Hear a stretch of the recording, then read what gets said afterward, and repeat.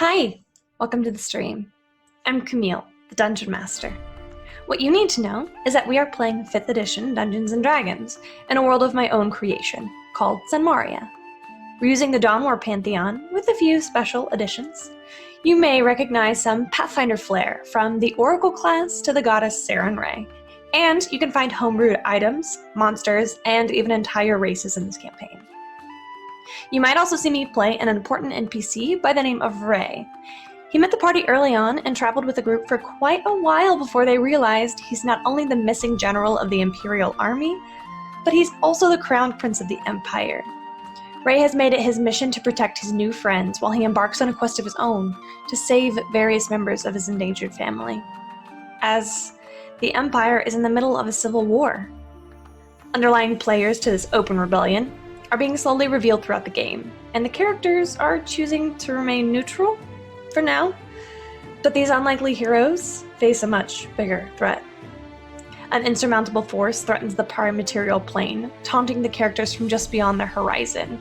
At the same time, many factions work to their own ends, both for and against the party's personal objectives. The Divine Covenant seeks to protect the Primal Ban, while the Silence claims to root out corruption at its core, by any means necessary. The Cult of the Dragon Queen aims to raise their Dark Queen from the 9 Hells, and the Assembly still remains a mystery. Even the gods on high mean to meddle in the lives of this group of adventurers that they have named as Fate's Chosen. These adventurers handle trials from handling political intrigue to maintaining the balance of the cosmos, not to mention fighting their own personal demons. In a world where nothing is black or white, good or evil, Fate's Chosen must find a way to mark their own paths and claim their own destinies.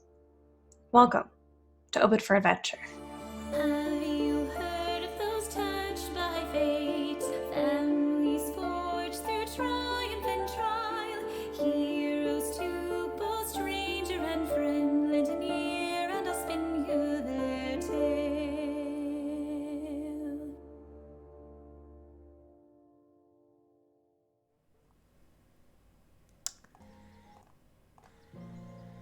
Welcome to the channel. I am your host, Camille, the Dungeon Master for today's session. First things first, hello to everybody watching. I have something very exciting. This very exciting thing is loud music. That needs to be turned down a little bit. This very exciting thing is a giveaway for this beautiful cherry dice tray from Black Dog Craftsman. Handmade. Camille herself, me. I went to the warehouse and I helped him pick out this wood. And that's a dog hair. Don't mind it, it's fine. It's absolutely beautiful. And it could be yours tonight. All you have to do is follow and use the token, use the entry word darkness to enter. Bum, bum, bum. Why is that the entry word? I mean, Leona just spent 3 days in the abyss. Maybe it's that and not the upcoming session at all. Sure, yeah. Uh-huh. Oh, and so the craftsman told me that over time it's going to get darker, it's going to get redder, because apparently that's a thing that cherry happens to cherry wood. Especially if you put it in the sun. Yeah. So, like, I'm really excited for whoever wins this. One lucky person will go home tonight. We'll leave end the session. One person will go home tonight. We'll end the session What about with everyone this, else? this Where dice are we tray. going? You gotta go somewhere else. Go somewhere else. Can't go home. You don't have to go home, but as they say, you can't stay here. So, before we get started, I would like to give a special shout out to our sponsors, Campaign Coins. If you if you like things that are like coins and pendants and necklaces and Devon Rue map pins, compass roses, they have all kinds of stuff. Look for more giveaways featuring them in the upcoming months, so it's gonna be very exciting. Now, last we left off, the party, Fate's Chosen, has just left Wolfcrest. They are on their way to Talira, a city in the western continent of Westbourne. They are heading here because the artifact that they are seeking, Lore Master, was taken from Red, aka Atlas, where he was guarding it in the Hopeless Gardens. I legitimately almost said the Forgotten Realms. Close. Now, along the way, Leona decided to force a vision. And as an oracle, she is able to do that, but as an oracle, she suffers some consequences when that happens. Namely, being trapped in the abyss and suffering from short-term madness. On her way out of the abyss, when she awoke, she considered each one of her friends her enemies and began to attack them mercilessly, forcing them to knock her unconscious. When she awoke, she also realized that her hair is now a golden orange, almost pale yellow in some places. Her skin has an orange hue to it, and her eyes are bright golden. She's also quite angry. Now, the party is on an airship called the Pathfinder, captained by Amelia Burke, who has taken them to Talira, where they hope to defeat this Alistair McGrath and retrieve the artifact Lore Keeper, which Alexander has been actually searching for quite some time. Now, did I forget anything important, friends? Kestra's crying in a closet. Kestra is hiding in a closet. Yes. Okay.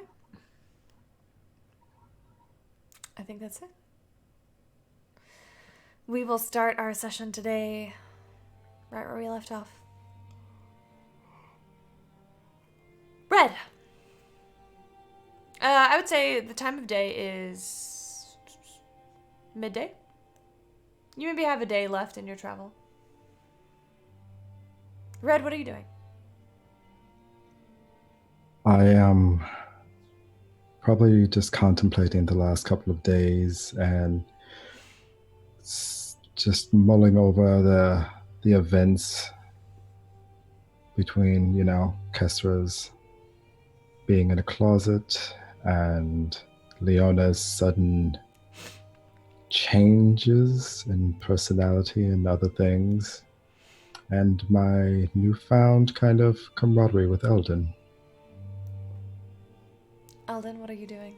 Oh, that is another important thing. Eldon has discovered that his entire platoon that he once led is gone.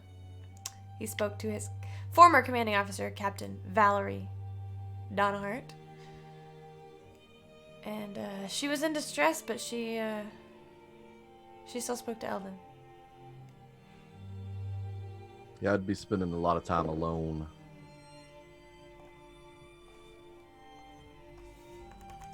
Okay. Just thinking.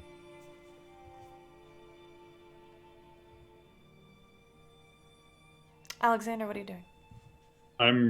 Is this like immediately after everything that happened, Pretty roughly much. ish? The same day. Okay, same day.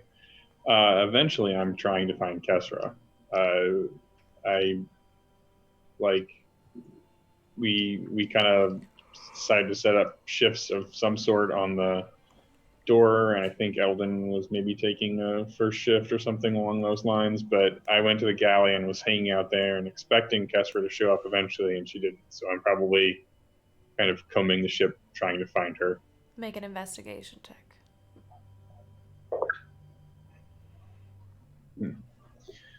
Uh, 14. Okay. Noted.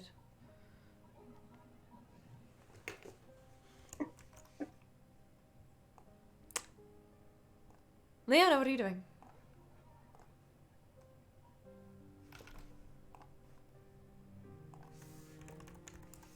I think so. I was faking sleeping because I didn't want to talk to anybody. Bless you. Isn't it?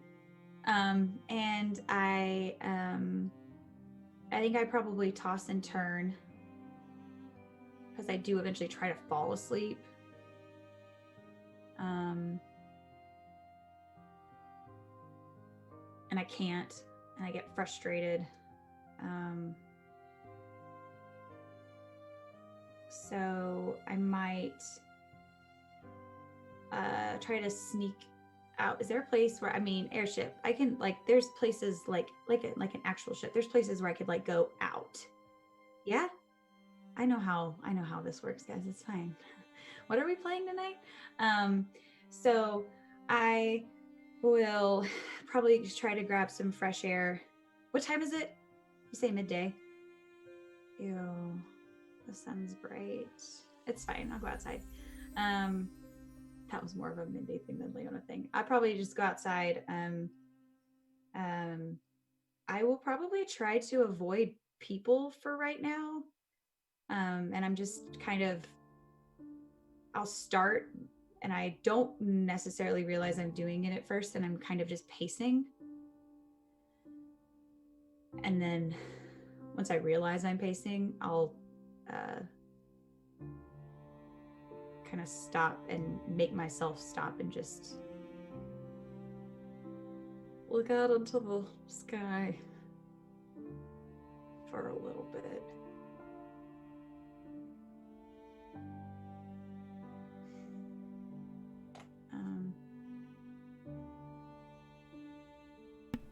Kesra, how long do you stay in the closet?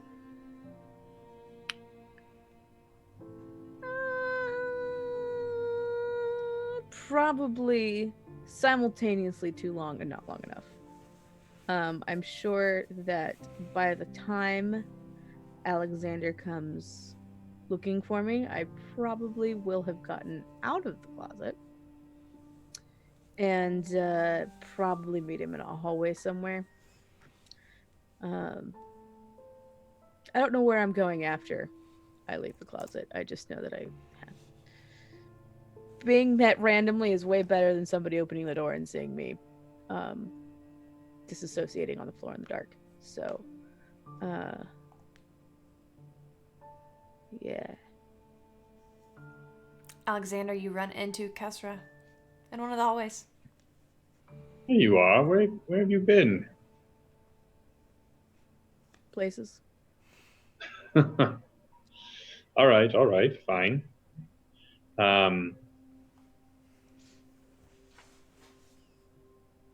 Do you think we need to, like, should we ask Leona to try and not do visions without telling us first?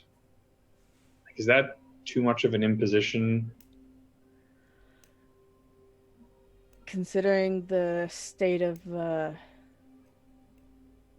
everybody after this last one, probably not. I think she'd agree. All right. She's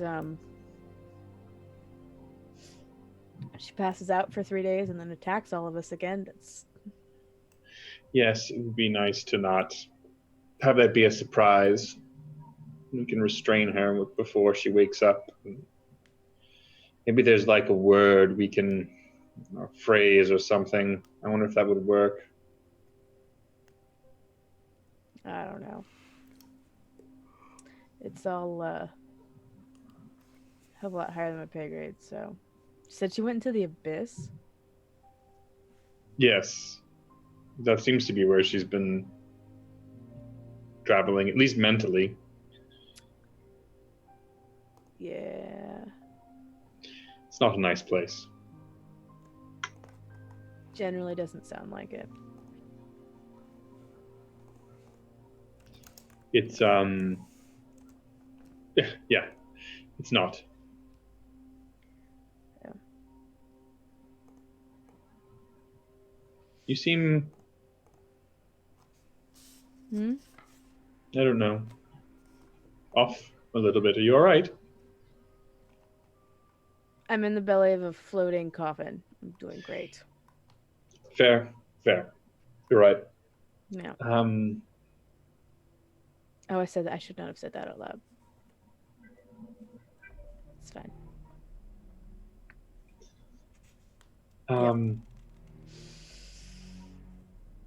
Do you think that, I mean, you prefer to stay below decks, correct?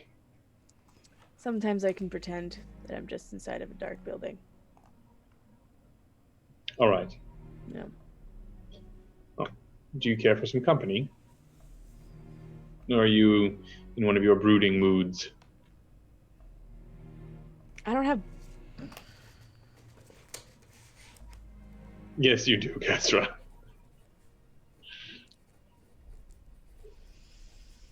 I mean, everyone is allowed to feel down and angry at times. You just show it more, that's all. I get kind of catchy and snippy when I'm not feeling very well.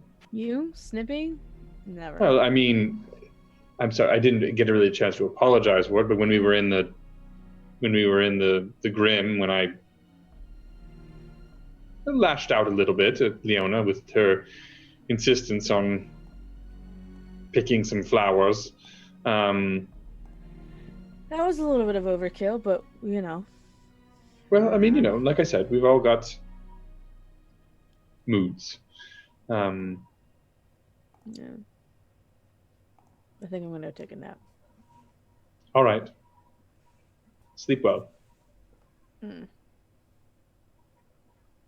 I'm gonna head towards my room.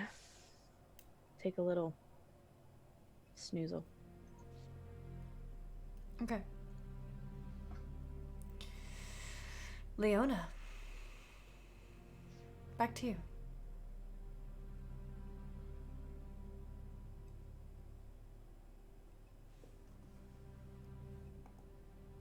So eventually, I will reach into my pocket. I don't have a pocket. Do I have a pocket? I'll reach for my holy Pouch. symbol. Yes. And I'll just kind of look at it for a minute.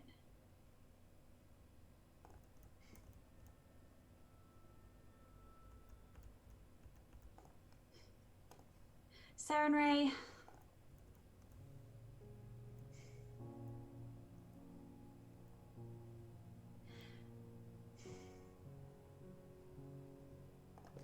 Don't get me wrong, I really appreciate this gift. And hopefully we can use what I learned to be safer.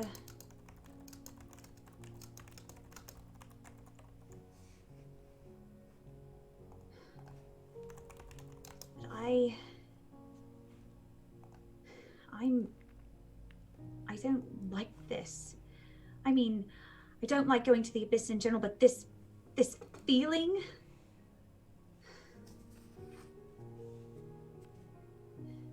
I'm angry.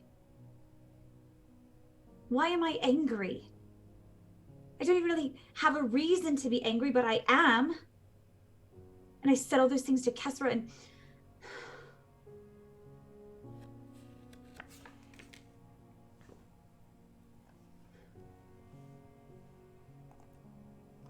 I just don't want to be angry. I don't want... How do you stop being angry?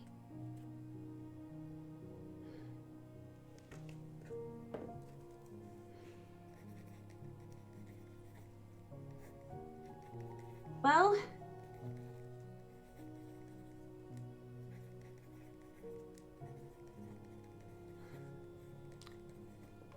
Make a wisdom saving throw. 19.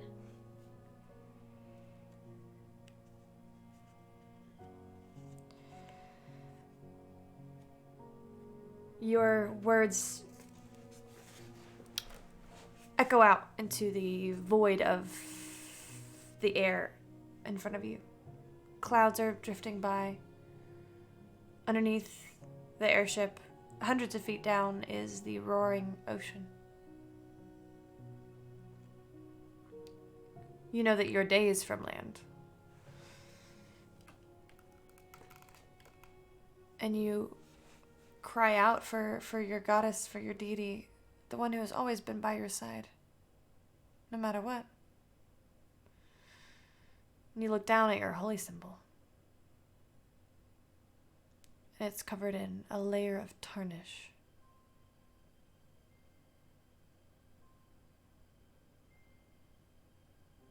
Wipe it off. It comes off, but you feel like you're gonna have to apply polish to it. As you kind of scrub at the green formation on it, your brows furrow. Just out of the corner of your eye, you catch sight of something moving in the sky. Oh, look. A small white dove flutters between some of the clouds, flies away.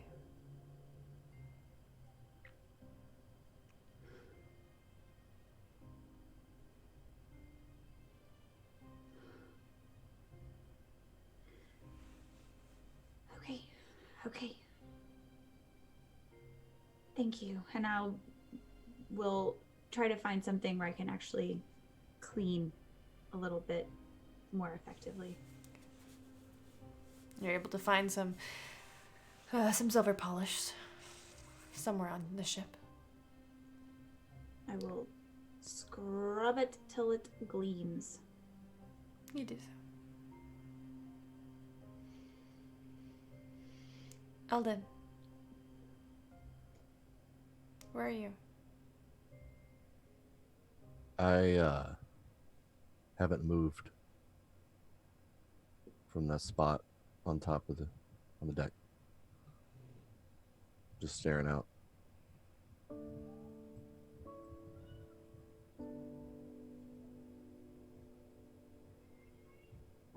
DM, Yes. may Red go and check on Eldon? Yeah. Hey, are you alright? You've been up here contemplating for quite some time.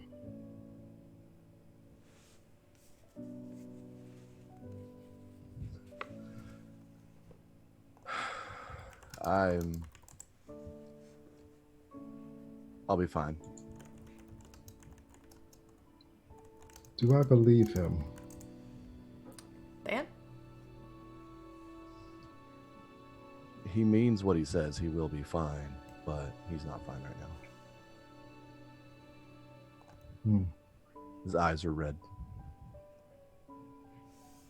Well, if you need to talk, I'm here.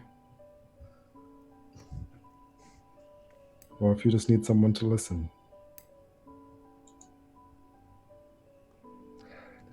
I don't know what I need right now.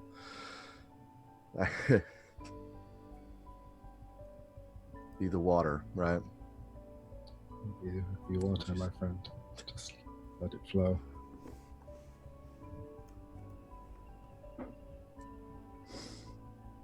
I'm gonna do my best with that today.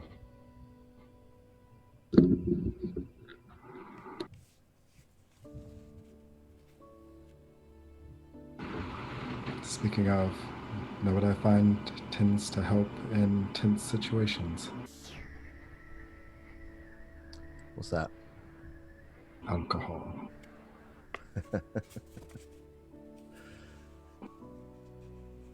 Yeah, you're speaking my language there. Let's see if we can't find something to drink on this ship. That sounds fantastic. All right. And we would like to go and try to find a beverage or two. Easy enough.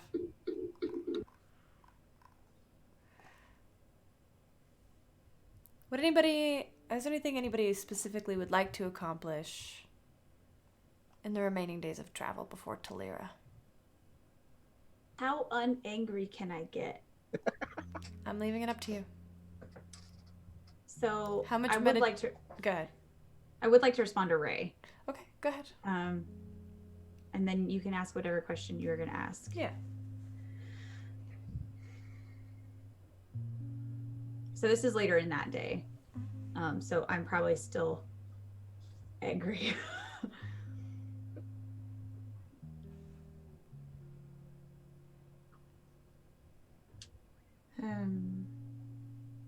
Areo.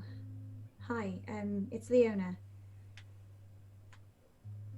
I'm sorry to hear about what happened. Are you safe now? We are traveling to Westbourne.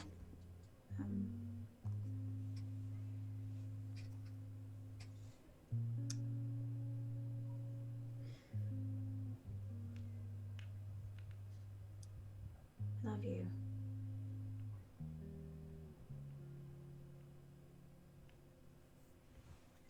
Check in when you can.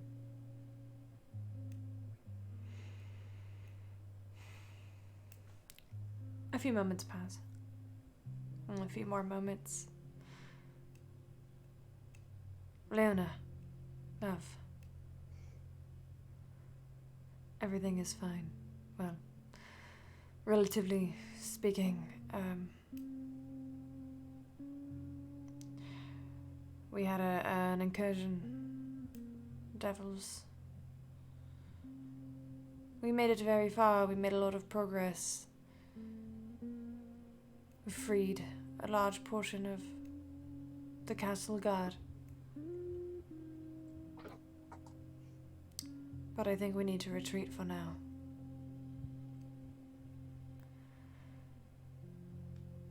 I saw Iris. She stopped by. She wanted me to tell you hello and congratulations to us for the engagement.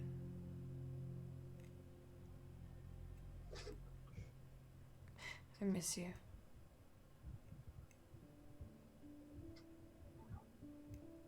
Well, sure Iris can keep you company while I'm away.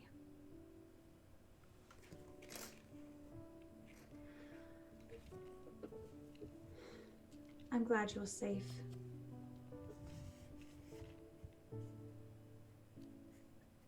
I'm sorry it's been a long day. Is Iris still there? No. Are we really having this conversation, love? After everything.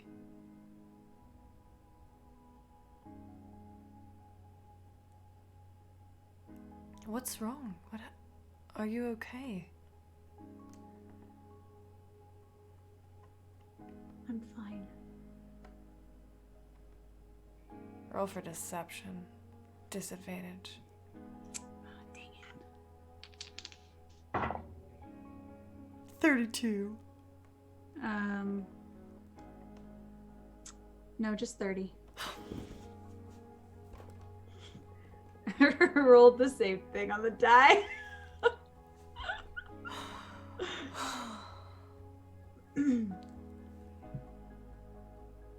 All right, man. I should go.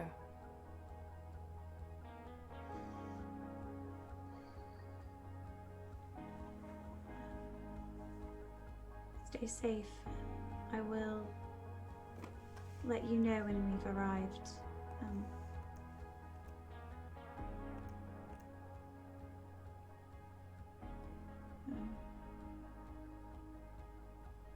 You don't get any response.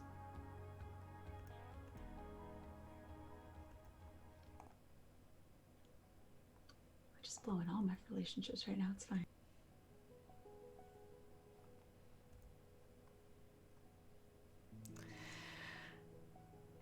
Red and Eldon are getting drunk. Leona is ruining her marriage before it begins. Alexander and Kessra. Kessra's going back to her room. Alexander? I mean, I would probably go up on deck for a little while, and if I don't know, wandering around, just kind of keeping to myself. But if eventually I wander through the galley and find Red and Eldon getting drunk, I might join them in that particular pursuit. If it doesn't seem like it would be imposing. Doesn't seem like it would be imposing. So yeah. Gentlemen. Alexander, hello. How are you? Well, I'm doing well, but not as well as you seem to be doing, Atlas. It's been a very long time since I have had this much to drink. And yeah. Interesting. I would have thought much would be fermentable in that forest you were in. It was just me, so I would try to stay within a modicum of alertness. But I don't have to do that right now. Ooh, that's good. Eldon, how many has he had? I wasn't keeping count. I've had a lot too. It's Yes, but you seem like a man who can keep his liquor. I usually can. I didn't expect this, man. I am sorry. Sorry about what? For him. I'm sorry to him. Did you know that the altitude that you're at has an effect on the alcohol's absorption into your bloodstream? I was not aware of that. Yeah. Something he did not know. Write it down.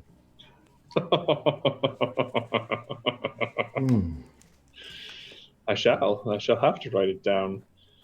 Well, here, let me join you. I'll pull up a chair and, I don't know, grab whatever bottle it is that they've mostly killed. It's all yours, my friend. Drink up. Oh, yes. Oh, good Lord. Okay. It's not so bad once you get past the taste and the burning. Yeah, no, I think I'm going to do something about that, and I'm going to use prestidigitation to make it taste better. The trick is to drink it until you're numb, and then you can't taste it or feel it. The drink is to use magic and then make it taste good. Knock it back. But if it tastes better, we will drink more. That's true. Fair. What'd you make it taste like? This is a fine brandy that I'm particularly partial to. That I've gotten really good with the spell. Yeah, here. Brandy, I don't know her. Get to know her, my friend. Oh, ooh, thank you.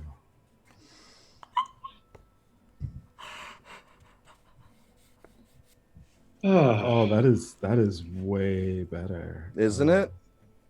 I feel like good. I've gotten fairly adept at it. I haven't quite figured out how to make wine taste good with the spells yet. It's too many subtle notes. I haven't quite got it nailed down. Just drink pretty it fast. Pretty good at ale. There's a couple other things. It's fun. It's one of the best ways to have Kessler win a drinking competition. We were in a bar in Wolfcrest, and I made I can't remember the man she was drinking against. I kept on ordering him the hard stuff, and it made it taste like just regular beer, and she was just drinking beer, and whew, he went down like a table. That is hilarious. You, sir. I should be careful taking alcohol from you. I can be a bit of a trickster sometimes, but I try not to too often. It gets old fast. speaking of, why is Kestra such a hard ass all the time? Like, serious. She's. I I, mean, I, She being had a- I think she had a very tough upbringing and some rough times in the mercenary group. But I'm trying to crack that nut, but I haven't quite got there yet. wait. You're trying to crack that nut? I didn't think that. I don't know that slang. What? What the does? the to break into her emotions to Are you trying to bed her? Oh no, he's not trying. No, trying. that's- My friend. trying ain't the right word, my friend. Oh, hey. All right. They're a thing. They're a whole thing. Oh. It's true. So Eldon, like I know you're supposed to be protecting Leona, but are you also protecting Leona? Oh. Oh no.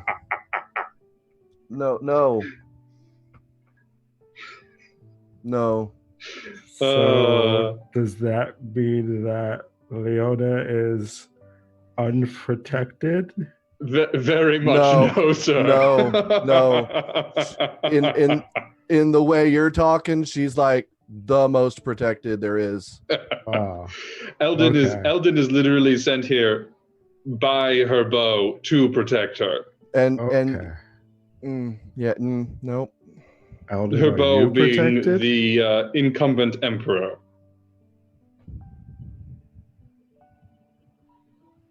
Eldon's face just kind of falls flat. Uh-oh. What's wrong, buddy?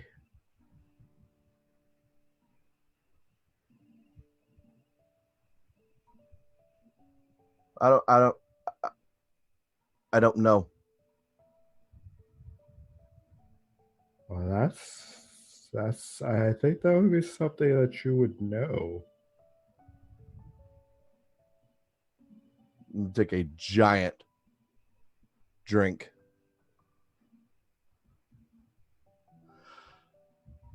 Well, see, she might be dead, along with my entire platoon that I was ordered not to go back to so that I could be here. Oh my. I take it then that you've had word from the front. You might say that. You might say that. That is horrible. You should drink more. Yep. That's horrible. You're so nice. You don't know me yet. You've got a good soul. I can tell.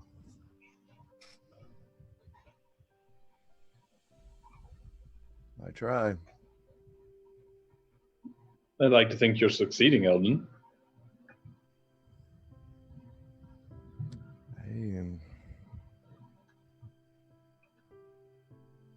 It's much more difficult to measure success out here. Everyone is still alive right now. It's not for lack of trying. Ain't that the Leona truth? is conscious, yet a little angrier than before. Which can be a good thing. I can tell, and I just kind of point at the scars she left. Yeah, that's pretty rough there, buddy. No, I like it. It builds character. You look handsome with the scar. It goes with the others. Mm. That's my story. It's yeah. That's what I got. So you don't know if this secret lover of yours is alive or dead? No, I don't know. I don't know. It did not sound good. can we have, like, Leona's always sending like messages and stuff. Can she like figure out if like send your I person? we have these, and I pull out the sending stone. This Oh. is it was used to report in when my mission was to find and return. We've just held on to them. Well then, I mean, so is that how you learned about the front? Yeah. And were you talking with this woman? Yes. So she's alive.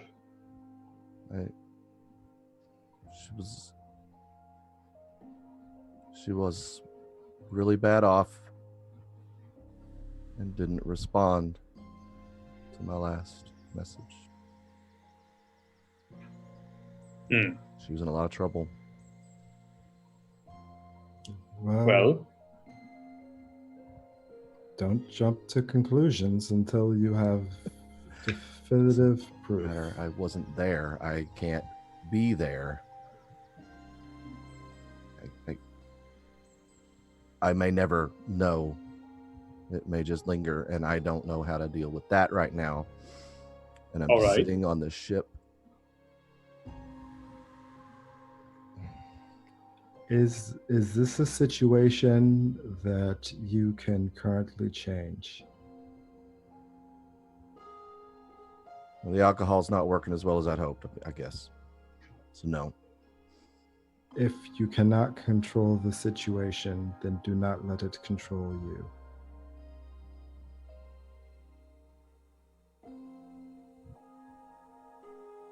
Wise words from a very drunk man. He's got lots of those. Alexander, you should talk to him. He's loaded with wisdom. Indeed. I think we will have much to talk about in the coming days.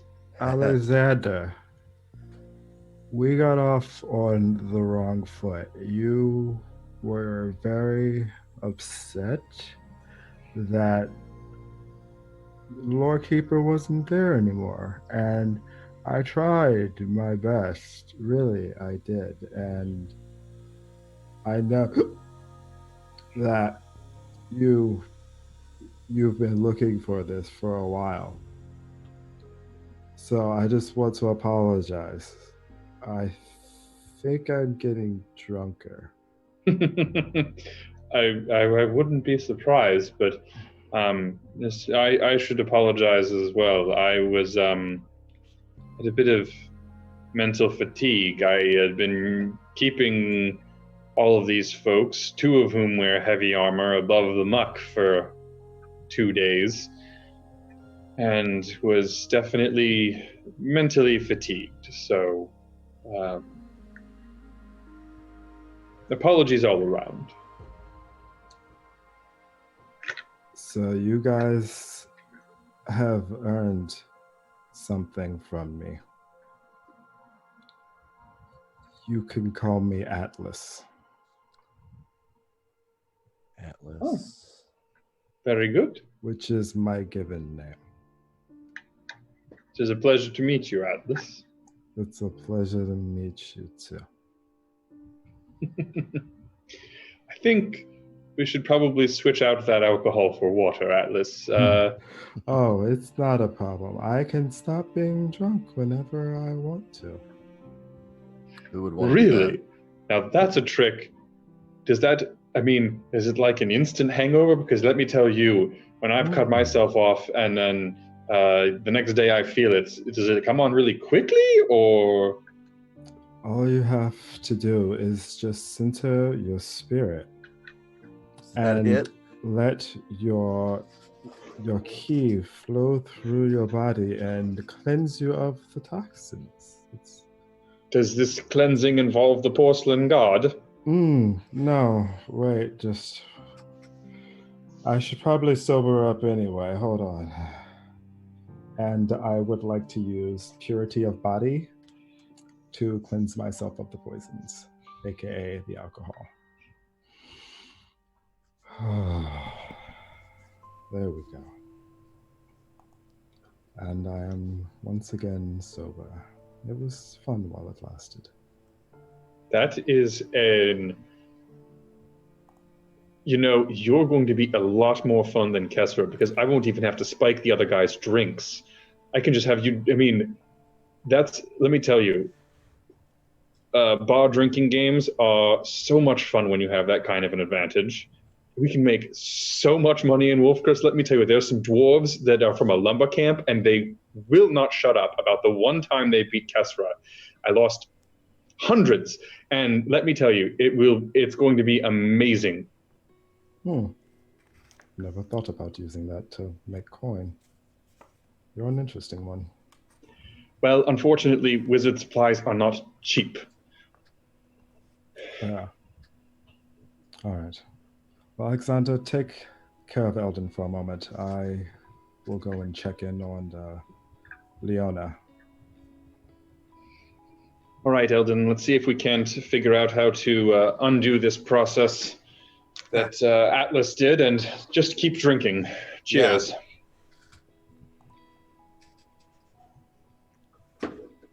Atlas, it doesn't take you long to find Leona. She's in her room.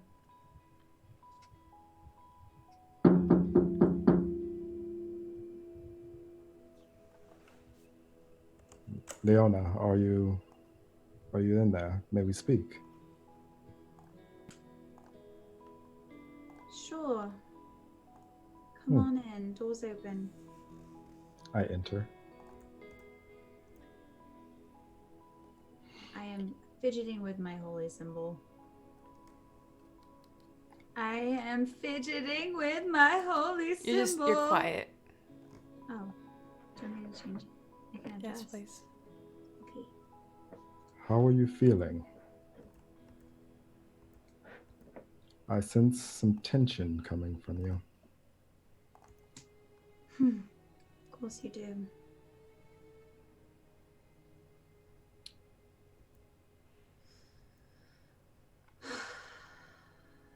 I'm fine.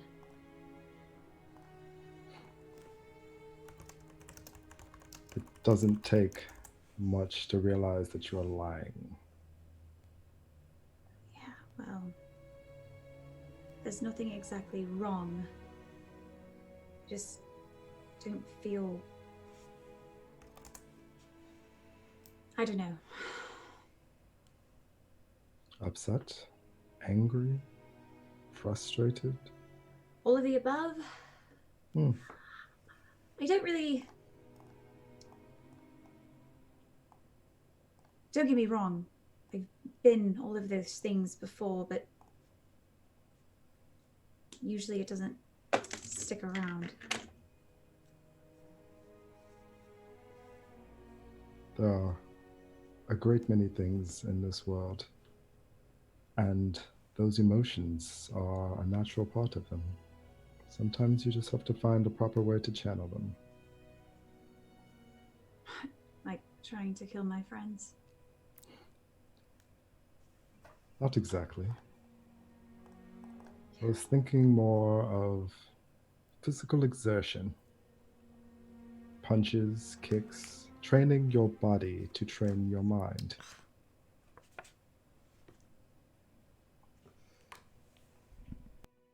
Learn to channel that anger and that rage and frustration into something useful.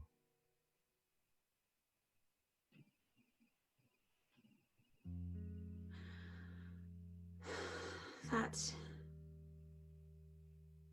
makes sense.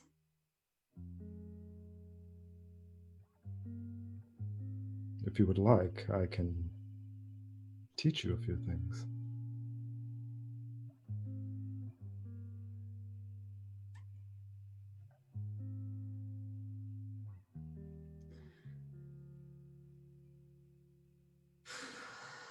I'll stand up.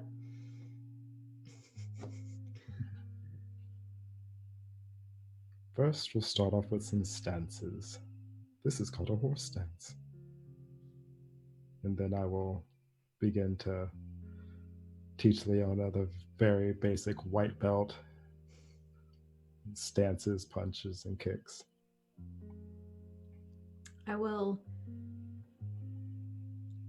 slowly attempt to I will attempt to mimic and follow direction. Um,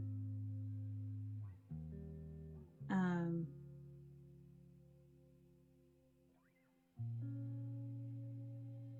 I don't know how successful I am. Probably not super successful. But after a little bit of time goes by, I'm going to stop. I don't think this is working. But I think I might know something that will. Do tell. I'm going to go past him. Stop it. I will go past to get my loot.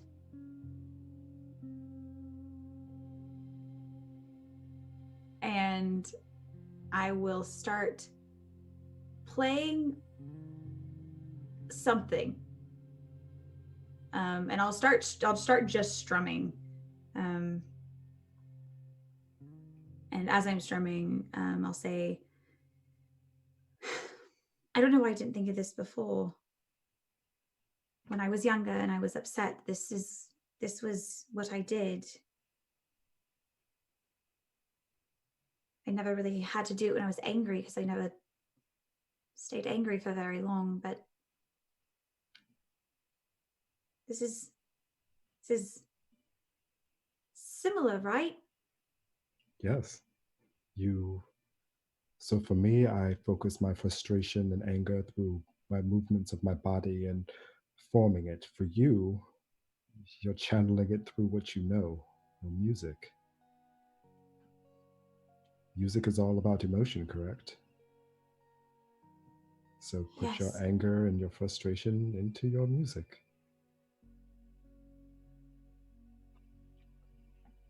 Okay.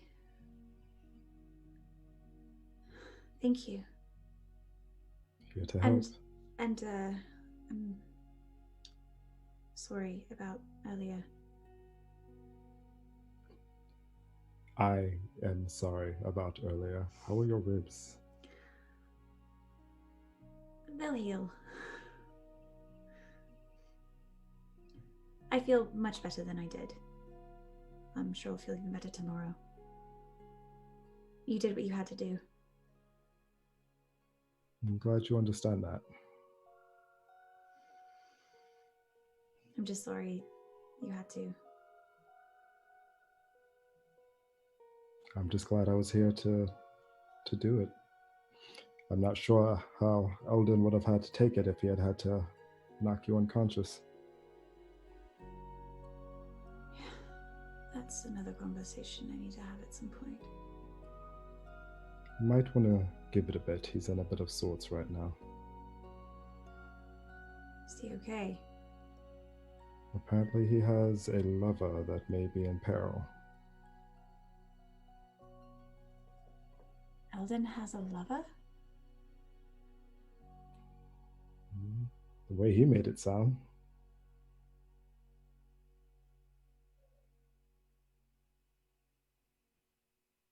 Interesting. Atlas, you notice that the ends of Leona's hair begins to turn pink. Does your hair always do that? No, it doesn't. And to be really honest, when it does change, it's not usually something that I am, well, thus far I have learned that it is not something I want to see for various reasons. I've got to say, the yellow is nice, but the pink is more you. It looks better on you. Thank you. Hopefully, the more pink we see, the more me I'll feel. Don't really feel like me right now. You'll get there. Things happen in time. Thank you. I appreciate it, Red. I think we're at a point now where you can call me by my true name. You can call me Atlas.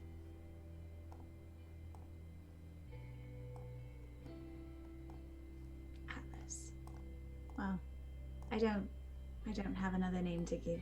Well, I do, but that's a long story for another day. Thank you, I look Atlas. forward to hearing it. You're very welcome. All right. Keep playing. I'm going to make sure that Alexander has not completely gotten Eldon shit-faced. Well, more than he already was. Oh. Unless you just want to go and join. It has been a few days. Maybe I'll join you in a bit. See you there. And I want to kiss her on the forehead and walk out the room.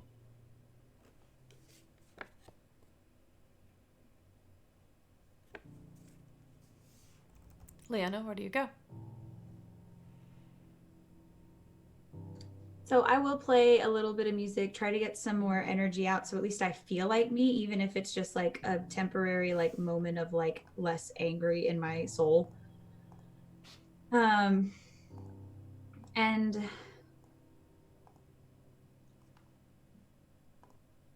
I will start to head up to where drinks are waiting. And I'm going to hesitate when I pass Kesra's room. I'm going to go to knock. And I'm going to stop myself. And I'm going to keep walking. And I will join everybody. How drunk is everyone? Actually, no. Because I know that there's drinking going on. I will... Oh, God, no, I won't. Nope. God, okay, nope. I'm just going upstairs. Or up, or down, or... To the galley, yeah. Go to the galley. How drunk is everybody? Alexander's holding it together, but he's basically just shoving drinks into Eldon. I mean, Eldon was, I think, already kind of sauced when we got there. Yeah, I'm probably at like an 8 or 9 at this point. And I'm definitely just either listening to anything Eldon has to say, or if he's not filling the silence, Alexander's definitely a nervous talker, and so he'll be just like talking about arcane stuff or other things. So the sword, okay? The sword I have. We don't have to keep watch. We always keep watch, but we don't have to. Really? I have a magic sword. I mean, and I put up a bubble. Nothing can get into the bubble either. That's what I'm saying. You put your bubble up, I got this sword, we're fine. We can just sleep. I'm going to sit beside Atlas and just kind of give him a look. I mean, technically, he's right. My whip will also alert me if... Well, this is anything amazing. happens. It's really cool. You want to see it? I don't think that pulling out a sword while we're drunk is a very good idea. I've seen those fights. They never end well. I'm not gonna fight. You don't want to fight, right? You don't want to We're missing something. I'll be right back. And I would like to go and track down Kesra. Where are they going? I don't know. But yeah, he moves around all the time. He's always going. He's very fast. Yeah. You find her in a room.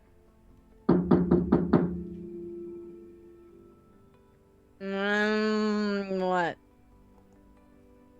I'm just going to open the door, not even wait for an invitation. Are you done feeling sorry for yourself? If you mean done wanting to barf, no. So That'll be when we land. everyone else is down in the galley drinking. You should come and join. Hang on. And I'm going to flop over, and I'm going to blindly reach and snag a big old piece of ginger. I'm going to take a bite, just a straight bite out of it. And I'm going to sit up. I look like a mess. Like I am just my hair's everywhere. I have bags under my eyes. I look like I'm having a very rough time being on a ship. Also, maybe everything else. But Let's see if we can make you something with alcohol and tea, because you look like you could use both right now. leaf water? Sure. Yes, with boiled leaves. Mm. Let's come on. And I'm just going to like wrap my arm around her shoulder and just kind of lead her towards the galley. I will allow myself to be led. Look what I found, everyone. Dimples! Come here, my Valkyrie. I'm not drunk enough for that right now. I can fix it. And I'm going to sit back next to Leona and grab the bottle and take a swig and pass it to her. Sit Kesra, and then I'm gonna take a swig.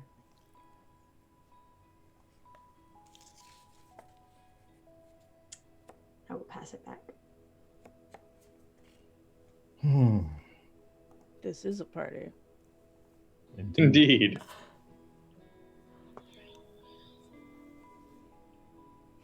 Good to get all this out. What? Just What? the emotions and the pathos. Had a rough couple of days. Yeah, we're suspended in air. It's gonna happen. It's like being It's not so suspended in bad. water, but worse. Anyway, I'm gonna start drinking. Yeah, it's gonna fix it. I promise. It usually does. Yeah, Usually does. All problems. all of them. They all just Everything. go away. You're a lot farther along than I am. I need to catch up. Yeah, you do. Be That's hard pressed for that. I hear that you enjoy a good drinking contest.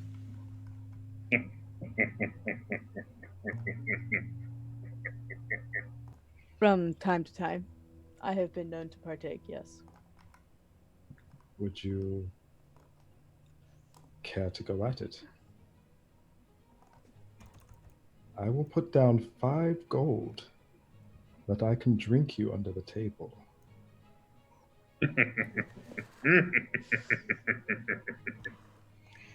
But I was really hoping we'd go for like silver or something, but yeah. All right. I have nowhere else to go. 5 gold. All right. We're gonna cut to an hour from now. All right, then.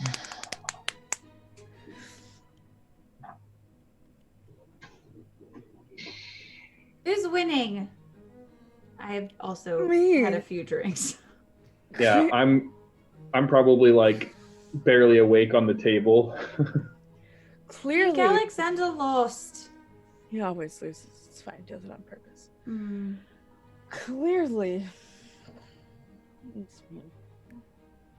Clearly, I can touch my nose. That's not. It's not your nose, Kesra.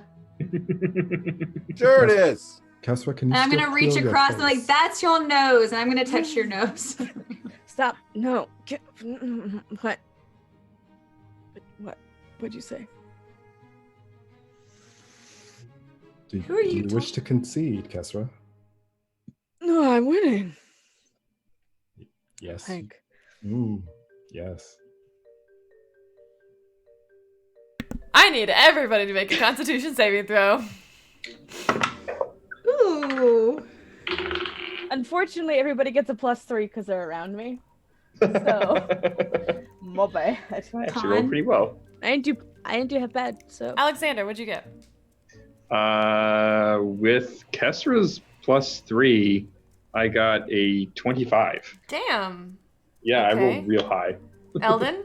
13. Atlas, I'm not doing you. Leona? 21. I haven't been drinking as much. I am. So DM, Yes, ma'am. technically speaking, I got an 18. However, I feel like I should have disadvantage. Give yourself disadvantage. You know I'm here for it. 16. Okay. Eldon. Bye. Ooh. Is the ship spinning? Yep. It. Yep. Are you just free falling through the air, basically? Mm-hmm.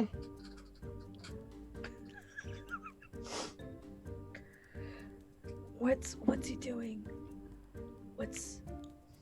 I'm just gonna lay down right here. What? That's it. It's fine. This is a Probably table. a good idea. I'll What just are lay you down. What? There's plenty of space. It's fine. It's He not looks a- so Eldon comfortable. passes out.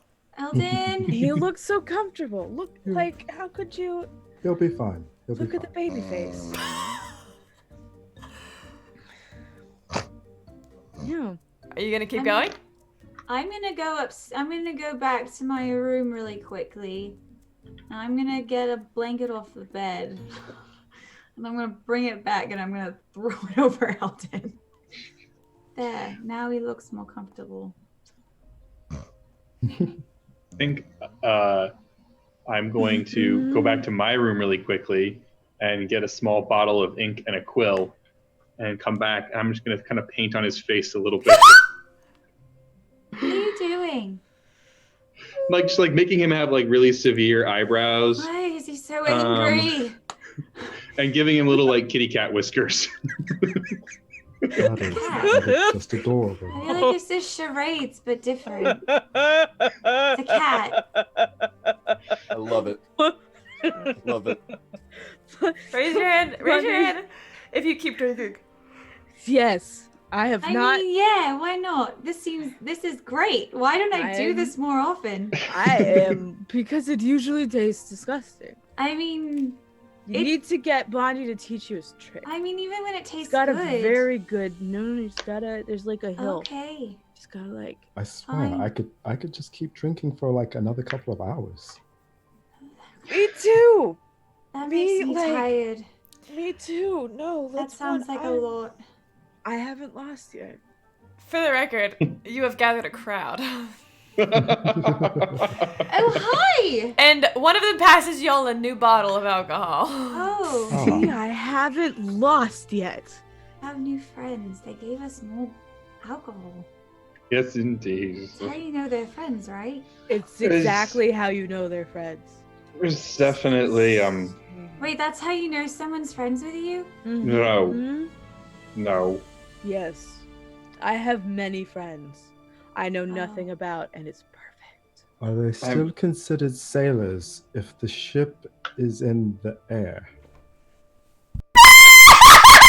Camille, you unmuted unmuted. yourself.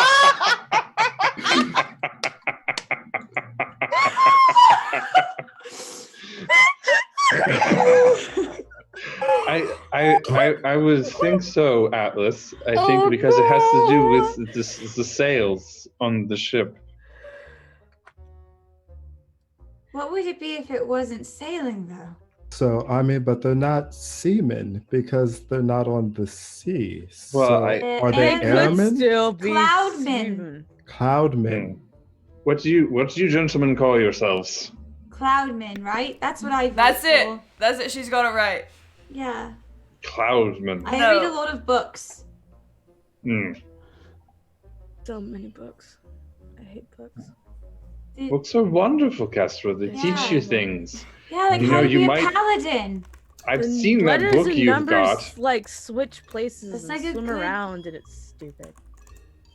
Well, that's more math Is that a than magic anything. book? That's not.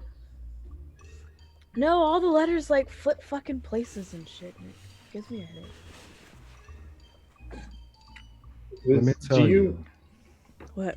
when you're in the tree house with nobody Mhm. else around, you read a lot of books. That Oh, environment can't be very good for books.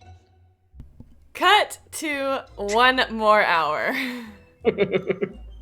I don't know who I'm sitting beside, but I am like awake, but I'm actively like not able to sit up by myself. Kesra, I'm gonna give you double disadvantage. Roll 3 times and take the lowest number. I never do that, but in this case, totally worth it. Alexander and Leona roll a Constitution saving throw. Camille, I What? shit you not. I rolled twice. Got a natural 20 and a 19. And the third time? I haven't rolled a third time yet. I just needed to share those two amazing Okay. numbers. As someone who doesn't drink, can I roll disadvantage? Happily. I mean, When your players Kestra's- ask to roll disadvantage, you know Kestra's you've got it made. Dane +3. But still at 15. Well, hold on. What did Kesra roll? Because Sorry. if Kesra rolled a low, let's see. What'd you I roll? rolled a Kesra? 12. Okay. I rolled a natural 20 and a 19, and then on that third disadvantage, I got a 6. All right, you don't get that +3, Leona. Oh, that's just a 12 then. All right. That's an 8 for me. Oh Snoozing. It's Snoostown. Okay. no! I'm awake. I love how Maybe it took we- a triple disadvantage to take me down. Keep that in mind. We all know. Alexander. What do you think happens? It's Alexander. I mean, probably eventually starts to like if he wasn't already sitting next to Kesra, probably sometime makes his way over there, and he's probably just kind of propped up on her a little bit. Just kind of like, hey, Kesra, What? Dimples, What? Dimples. What? Lonnie, Nipples. shut up. Lonnie, shut up. What? Yeah, alright. Okay. Okay. Yeah. I'm gonna go to like pat his shoulder, but I'm gonna pat his face instead. Yeah. it's okay. Leona. Hmm. I am perfectly fine. I am sitting up completely all on my own, Mm-hmm. as far as I can tell. I don't know who I'm sitting by, but yep. All right. I'm just kind of. I don't know that I'm leaning against you. Against who? I guess Red. I'm sitting by Atlas. Okay. Atlas? I think I'm winning. Oh, you're all winning right now. You're all winning so hard. Hmm. You should probably stop drinking now, dear. Hmm. As adorable That's as you are like fine. this, you should. This is fine. It's Yeah, fine. Yeah. I am an independent woman, and I'm great. Where are we? Yes. They're- Where did they're our in friends go? the- They're passed out, except for Kesra. I don't know. That face. Why does Eldon has whiskers? He's a very pretty kitty right now. Meow.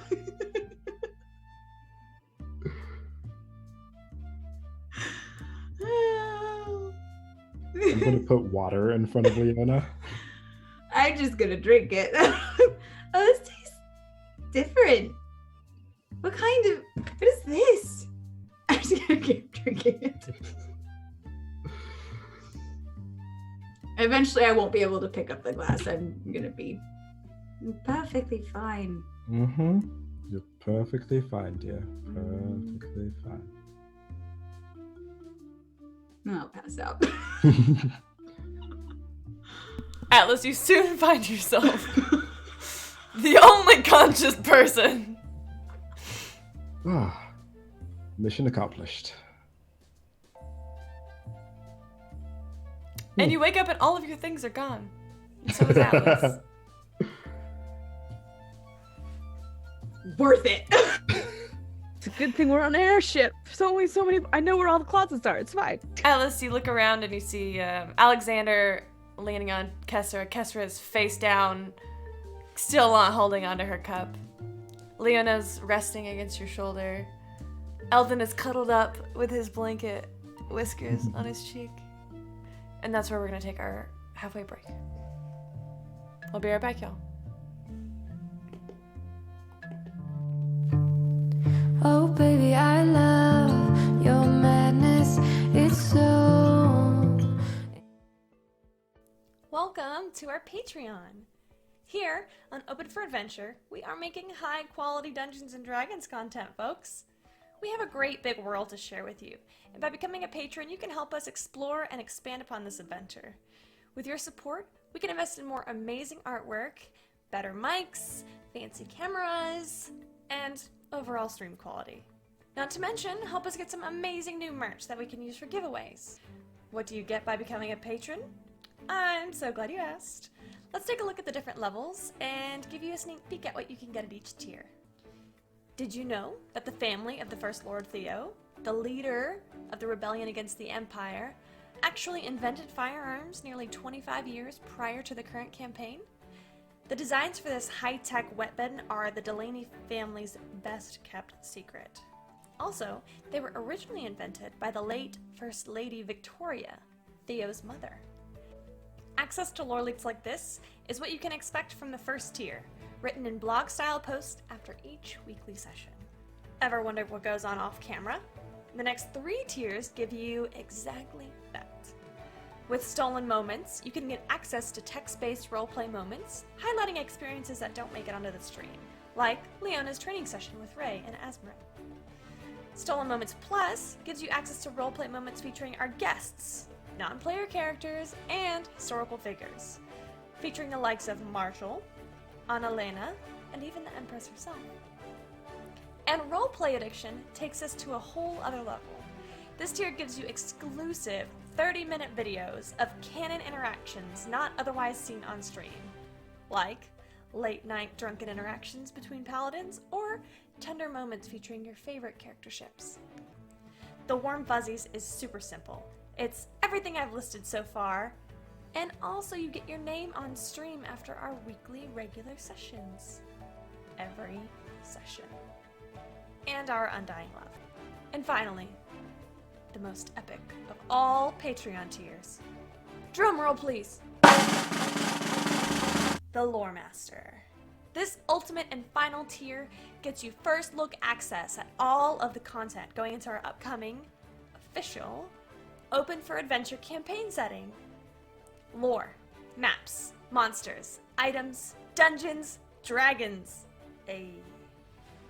Go ahead, have a look around, make yourself at home, and consider becoming a patron to help us make this fantasy world a little bit closer to reality.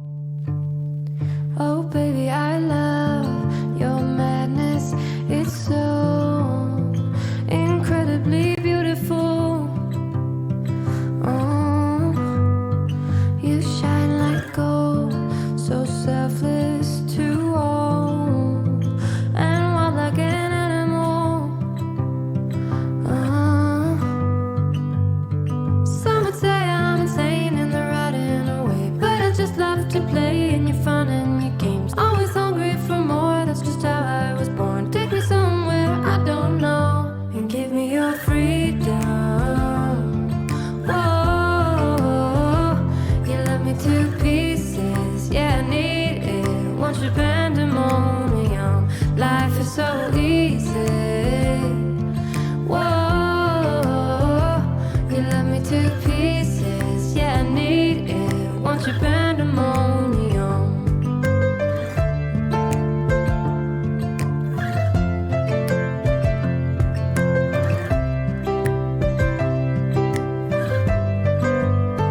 The limit of love is endless. I know. Just do what you want with me. Yeah, I want it all. Could care less the cost. I give you my everything.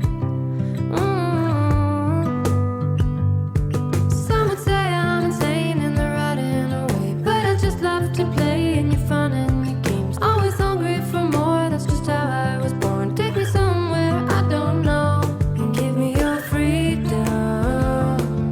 Whoa, you left me to pieces. Yeah, I need it. Want your pandemonium. Life is so easy. Whoa, you left me to pieces. Yeah, I need it. Want your pandemonium.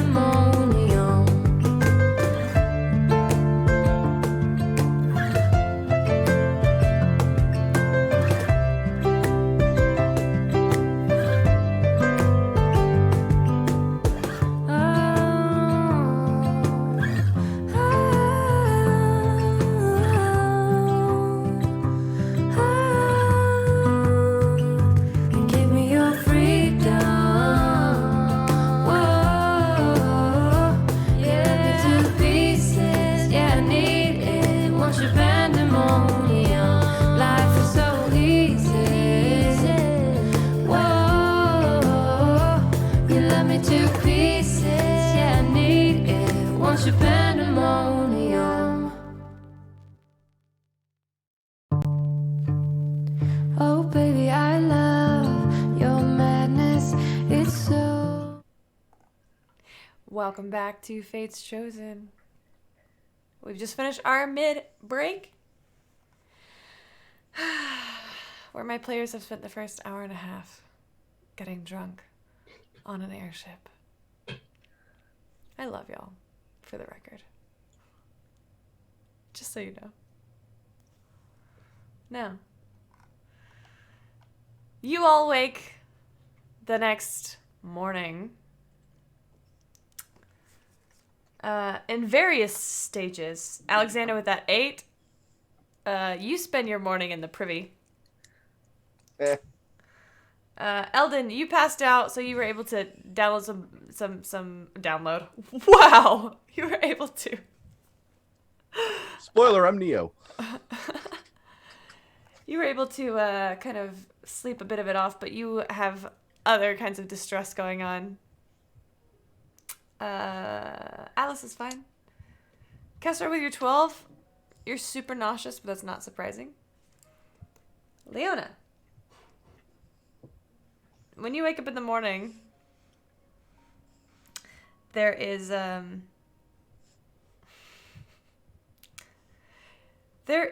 pile of cups, empty cups, in your room. And they are arranged in a little circle, or they're in an arrangement. And you kind of stare at it for a little bit, and it says L plus A forever.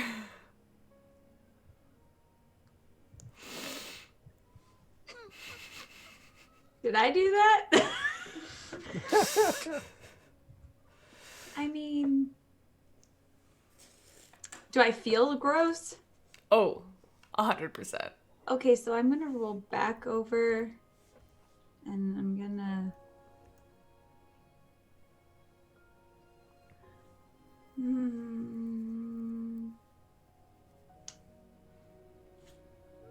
Mario. It's Leona. Why do people drink?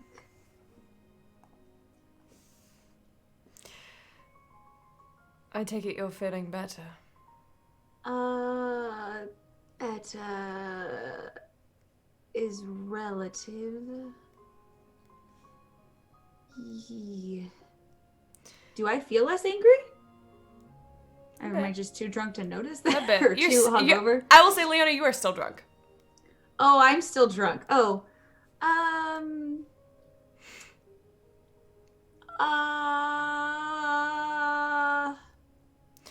Yes? Did you make it back to your room all right? I made a thing. Yeah? Mm-hmm. Is that... Isn't it? It looks really nice. Sure. Is anyone with you? I will look around. Is anyone with me? No. No. Just curious, you spent a lot of time talking about Atlas.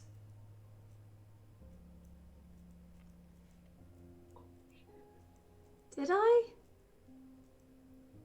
I don't remember that. Do I remember anything? Oh, God. I mean, you remember anything that happened on stream. Sure.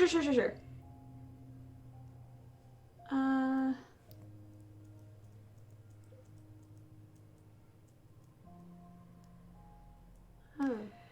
I'll talk to you later, love.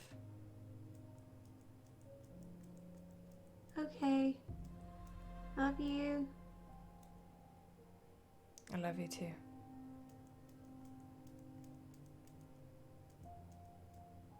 I'm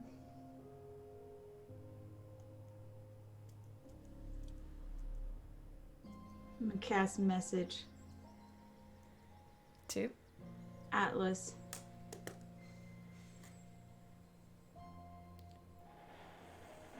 Atlas? It's the owner.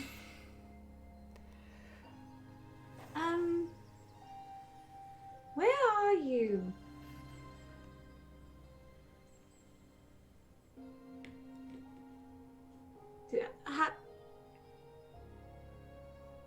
That's it. Instead of responding, I will just make my way to her room and knock on her door. Mm-hmm. Yeah. You cold? You know you can respond, right? Right. Next time you don't have to come down the hall. I mean, thank you. So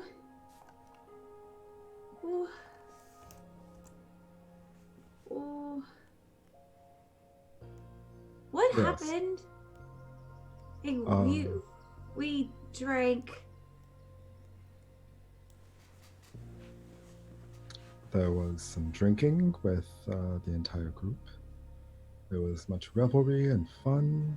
Eldon got cat whiskers. Oh, I remember those. Yeah. You passed out on me, and after everyone else passed out as well, I carried you back up here, put you in your bed with some water, and that is where I left you. Okay. That's what I thought.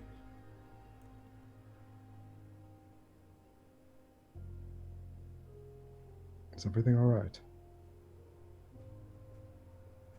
Did you do that? Did I do that? I most certainly did not. Did I? Did you watch me do it? Once I put you to bed, anything that happened after that is unbeknownst to me. Okay.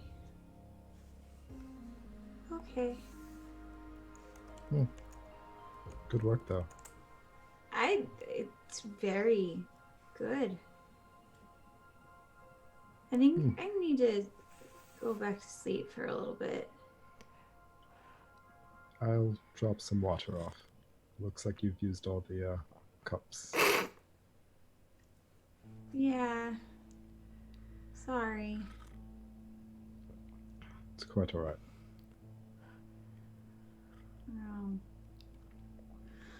Well, we're gonna go to bed. Atlas, as you're leaving, you come into contact with a kind of a taller half orc with braided black hair, pretty average tusks. She gives you a smile. You recognize this as the captain, Amelia Berg. Hey, I was just gonna let y'all know that we're approaching Talira probably by the end of the day.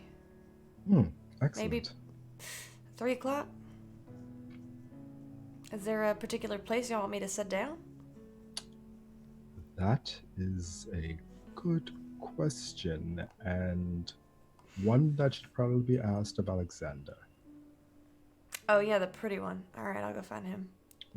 Oh, Captain, by the way, this is for you, and I give her the 5 gold from last night. We seem to have gone through some of your liquor stores. No, they were night. donated, trust me. Well, take this anyway to help replenish. Thank you. She's gonna go knock on Alexander's door. That moment. I'll come back later. Just wanted to let you know that we're gonna be sitting down around 3 o'clock. It's about 10:30. Sounds good. All right. I'm walking. She her footsteps quickly walk away. I'm still in the galley, right? Oh yeah. Wait. You wake up and there's a bunch of people sitting and eating their breakfast around you. They seem unfazed by your presence. Come to consciousness. Morning. What's up? Young human man. Kind of like sandy blonde hair. You want some breakfast beer? Yeah. You just Is hear that it. bacon? Is that bacon right there? I'm gonna.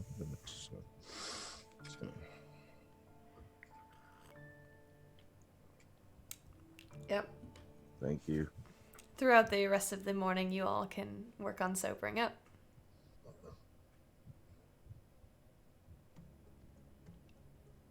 And believe it, before you know it, Talira is in your sights. Now, for many of you who have never been to Westbourne before, Westbourne is a drier continent, northern desert, arid. And you can see in the horizon a line of basically a vastness of golden yellow sands. There's a mountain range to the south of you. You are coming in from this way. You're coming in from the west. And so to your south, you see mountains. I am a great navigator. I have a compass rose on my back. It's fine. You see a mountain range to your south, and then ahead of you is a very big, not as big as Wolfcrest, not as big as Azmoran, but pretty big enough for you to see, is a city.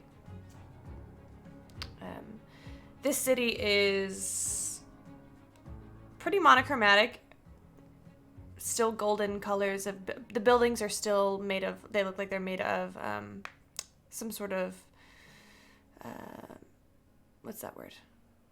Morgan? Like stone, but like, y'all, Sandstone? Yeah, sandstone. Thank you. I'm still drunk. It's fine. They look like they're made of some sort of sandstone. Shorter buildings, rounded corners, from what you can see. And as you see the airship, the Pathfinder, approaching, Captain Amelia Berg pulls the airship to the north of the city and sets down maybe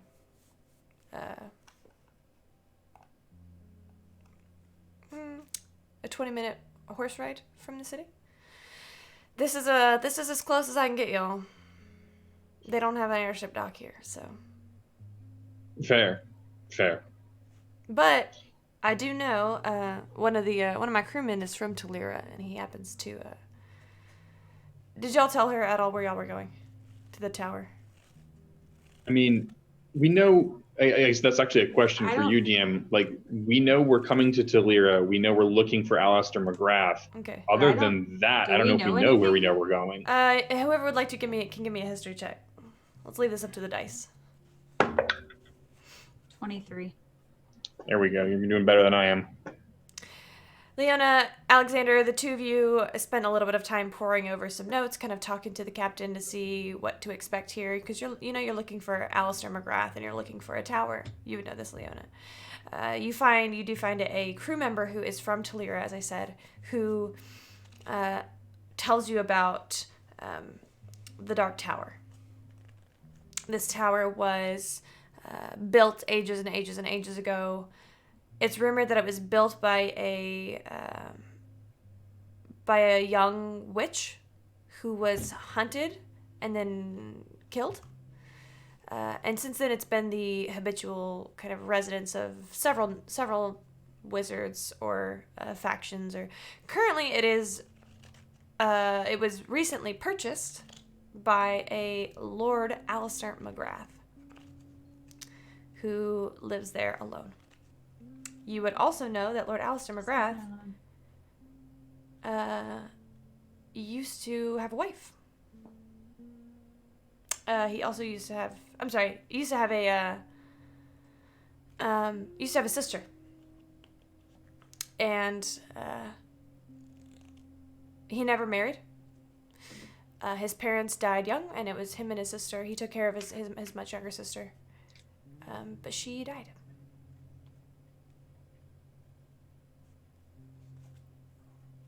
And that's all you know. And this crewman would be able to tell you about the approximate location, so she could have set you down a little bit closer. Okay. And is it in the town or is it outside of the town? It's a 30-minute ride by horseback to the tower. Okay. So, Leona, you said that he seems to know we're coming. I think he wants us to. Yes. It's definitely a trap. It's definitely. I mean, he made it very clear that whatever happened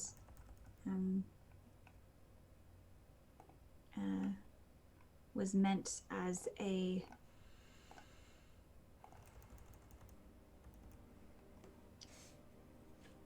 flare of some kind. It was meant to catch our attention. But the name was left intentionally. All right. So he's definitely trying to draw us in. And I know there are wards and he has defenses. There were, I don't know if I mentioned this, but there were books similar to the magic you study. Oh, really? Yes. And I don't know, there was a moment, very brief, but it felt like he was looking at me. Oh. Well, I mean, given all of this, and the location of this tower, I guess the question is, do we want to just go and knock on the door? I mean, we're not going to... It's unlikely we're going to sneak up on him. The captain's graces are wonderful, but they're not exactly subtle. A giant ship floating nearby doesn't exactly leave much room for interpretation of someone has been dropped off. I mean, he did invite me to come and seek him out. Pompous ass. Is it wise for... I don't know what he has planned. I know that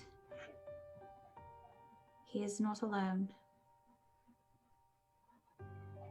I don't know what he was doing, but the things that I heard were not promising. Kesra, Eldon, what do you think? I mean, while I would love to try and stealthily assault a wizard's tower, to be frank, you're a bit clanky. I'm not real stealthy. Clinky's fair. It's an accurate assessment. But I mean, I don't think we should just knock on a damn door either. I don't know why he wants us either. I mean, I imagine it has something to do with. I mean, I know it has something to do with Venvir, but beyond that, All have right. no idea.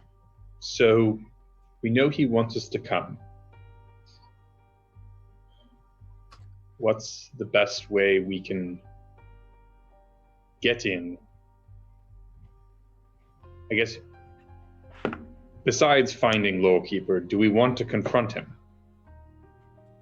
Actually, I have a question.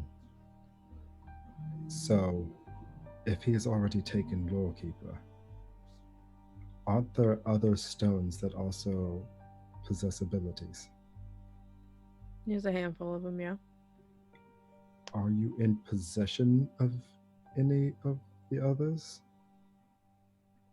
Not currently. Okay, so we did not just bring the evil mage more of that which he seeks. Oh, Good. no. Good. Yes, correct. This is step Although I one. think, considering what we know about the nature of the Veldahar, he would be, unless he is of noble birth somewhere along his line, he would be loath to try and use more than one or two of them, probably. They do tend to have repercussions for trying to use them. Yes. But so we need to get into this tower. Right? That's what we're trying to do. Right. And we know he wants us in his tower. Right. He said something about getting answers. All right. Don't know about what. So, I mean- I don't know that much about anything, really. And he has contacts in the silence and in the military. So, Good chance he already knows we're sitting right here. He may. like I So, said, he might have known that I was in that space, or at least part of me was. I mean, I guess there's two ways we can surprise him. One is we go up and we knock on the door. He's probably not going to expecting us to just be coming to him. And if we do, that means we're walking past many of his wards, hopefully. But you never know. The other option is we try and sneak in somehow. I'd almost rather sneak into the palace again. What if. I mean, we could go into actual town and see if there's any supplies delivered on a regular basis or someone we can bribe. Oh, there's stories about people taking in goods, not realizing that others snuck in with the goods. True. It's a classic story.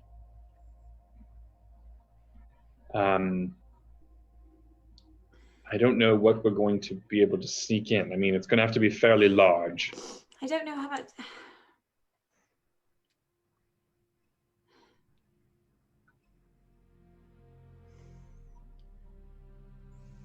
I mean, I don't. if we have no other options, we just knock on the front door. Then, when someone opens it, we let ourselves in. I mean, we should probably at least get a look at it. See if there's any alternate means of Reconnaissance. entrance anyway. There's Or we only should- one door, then we only got one option, but there might be other options. You could always ask around. Do some good old-fashioned reconnaissance. All right, let's get a little closer.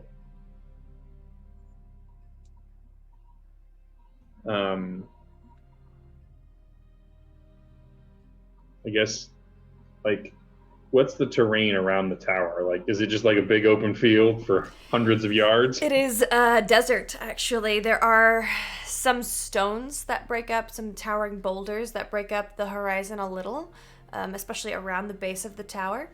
But all around the tower is just open desert. Is it warmer here? Yes. It's also very dry.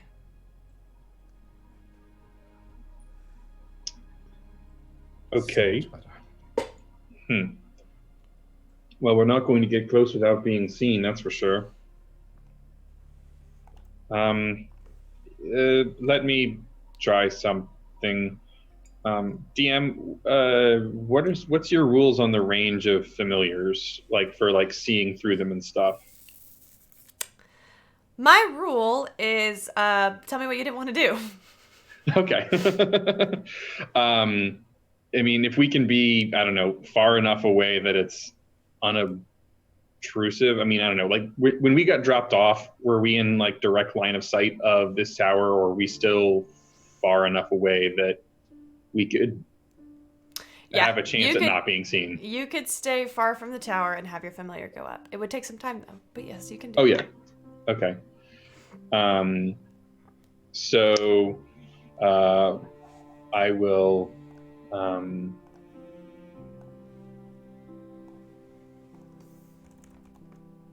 will kind of have everybody, if we're far enough away, I'll just kind of walk around the boulder and summon my familiar where everybody can't see it. And my cat will basically crawl up out of the ground, and then I will just send him running kind of boulder to boulder, and then I'll come back around towards the group and sit down and just kind of go into that trance state. My eyes are open, and they just start to slowly fill with black, and they eventually just become solid black. And I'm just kind of narrating what I see through Mr. Grump's eyes. Alexander, Mr. Grumps begins to walk across the hot sand, darting around boulders. This angle is a little strange for you, being a human, but you've seen through Mr. Grump's eyes before, so it's not as jarring this time. It takes quite a bit of time, but you look around. Make a perception check for Mr. Grumps. Let's see here. What is his perception? Oh, he has a +3. Ooh, but he rolled terrible. He does not like the sand. That's a 5. He does not like the sand getting in his paws. You can tell he's bristling with frustration. It's like getting in the parts of him that are not quite fleshy anymore. Right. He's uncomfortable. He's unhappy. But he keeps getting closer, and you look up and you see this tower. From where you are currently, you can see this tower. It's tall. Made of sandstone. From where you are currently, where you could have seen with your eyes, you could have seen a shorter structure on the outside, and then a single tall structure with a massive entrance, an archway at the front. Now that you have your familiar kind of getting a little bit closer, as you look around boulders, you see that there is a hill that it is actually on to make it look a little taller than it is. And this hill has steps that go up, and then they're not exactly straight, they're a little crooked, as if they're kind of avoiding the terrain here. There is an outside sort of structure that looks like it doesn't look like there's an entrance to it. It more looks like kind of like an architecture design, or something maybe to you. Make an Arcana check. I forgot you're a wizard. That is a 26. Yeah. So you would recognize this from, you've heard about these things. These are essentially They're like enhancements for a tower where they help empower a wizard's abilities. People use them when they are. You've heard stories of people using this when they're creating demi-planes in their more permanent demi-planes in their tower. You also know that they are using this. They might use this these kinds of structures to create very powerful illusions. You have heard of people, maybe like more necromancers, since that's what you've studied the most. You've heard of necromancers using these kinds of structures. They all look a little bit different, but this one kind of blends in with the current tower. Of creating powerful like auras that can either create undead all the time or destroy undead all of the time. They would not look like much to any untrained eye, but you see them for kind of what they are.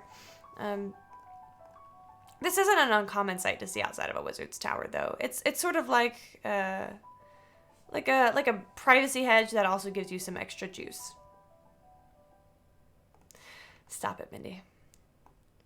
Drake is already in this chat. As Mr. Grumps gets closer, you can see that these stairs are in some state of ruin. This tower looks very old. You can see that it is not super well maintained. There is erosion on the stairs. They're clearly not used very often. This is not ADA compliant. The lower area has kind of erosion around the base of the stone. The archway is crumbling a little, but the doorway is a firm, dark, solid wood that looks very sturdy. This tower looks to be maybe, I would say maybe 120 feet tall.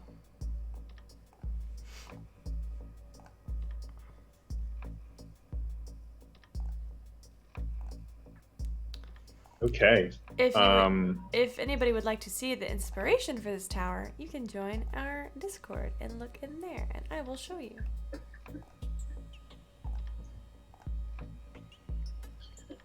So I'll keep Mr. Grumps kind of outside of the privacy hedge. I don't want to set off any wards if I can avoid it. But just kind of have him make a wide circle of the tower. I mean, it's definitely going to take a while, and just see like, are there any other outbuildings besides the few that we saw? Does it look like there's any form of traffic or like consistent movement here? The steps look like they were pretty disused. Is there anything that looks like it's somewhat used? Nope, there's no other buildings around here. Just this tower. Great. I'll just desummon Mr. Grumps before he gets back to us and come out of my trance. And I was just, we'll say it, narrating all that kind of to everybody of like, I see, kind of standard wizard power supply type stuff.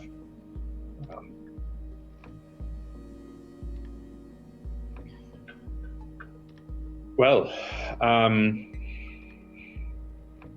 what do we think?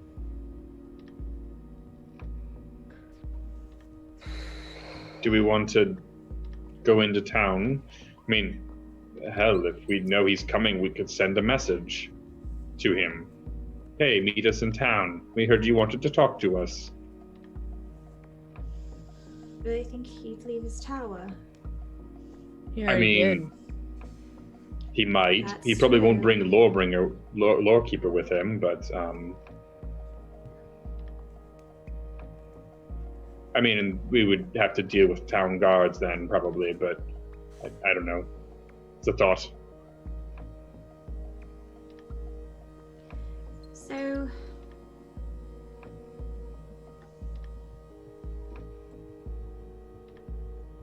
I would say some of us could go, but our names are on that list. Most of our names are on that list. I don't think splitting up is the wisest idea. I agree. Also, Leona, Kesra, if we do get into a tussle, I will attempt to give your friend the benefit of the doubt.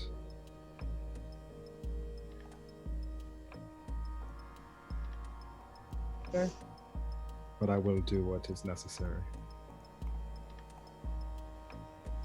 Absolutely.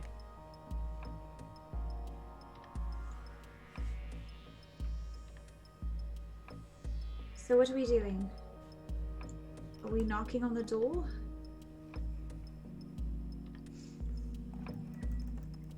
Unless anyone has a better idea, the most direct approach. I said we go talk to some people. First, personally. We might be able to learn if he comes into town much, or if he just bought the place and moved in, and who knows. Maybe he has his groceries delivered. I mean, I certainly would. It doesn't look like there's much in the way of arable land around there, so. Mm-mm. And if they don't know anything, then we're just out Yeah. a little bit of time. I don't Right. believe I ever asked, but is one of you kind of the designated voice of the group? Yes. Oh. Is that As you? much as designated voices as much as designated not voices. Yeah. Me and Kessler It's are what you usual- call last resorts. I'm It's you- perfectly friendly.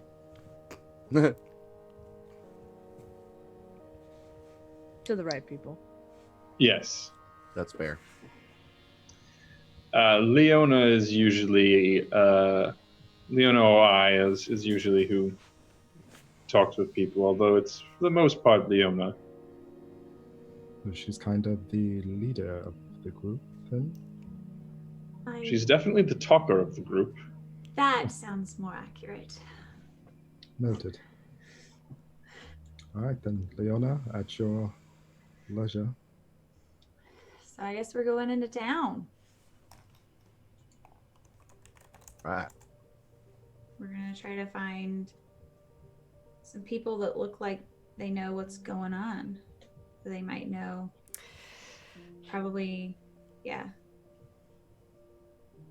All right, so let's make a group. Let's make a skill challenge of this. Oh Lord. Yeah. Let's make a skill challenge. You know I love to do this. Mhm. Skill challenges are my favorite. Okay.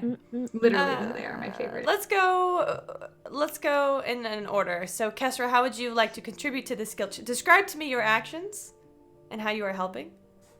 I go do what I do best, which is pretend. I go and be a barfly. I Okay. go and I sit and I order a drink. I nurse it. I make loose chit chat with the people around me, and then I say, "Hey, what the shit's up with that tower? I'm new around." Kind of thing. After, we've like bitched about the sand, bitched about the sun, bitched about the sun, establish that back and forth. I may buy a drink or two, depending on how expensive the drinks are. I imagine you're not in the most upscale of places. No, Okay.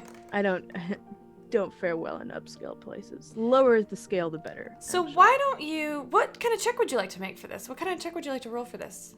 Would you like to make a charisma check? I can make a charisma check. Okay. I got pretty good persuasion. Let's roll You a know. persuasion. Okay. I got pretty good persuasion. Okay, that's 22. Okay. It's 22. I'll come back to you for that one. Alexander, tell me how you're going to contribute to the skill challenge. Okay. I'm gonna put on my kind of most haughty, imperious nature / also be very charming, and I'm gonna go to the local town records and basically try and like bluff my way into records and just try and like investigate like, okay, supplies coming in, supplies going out.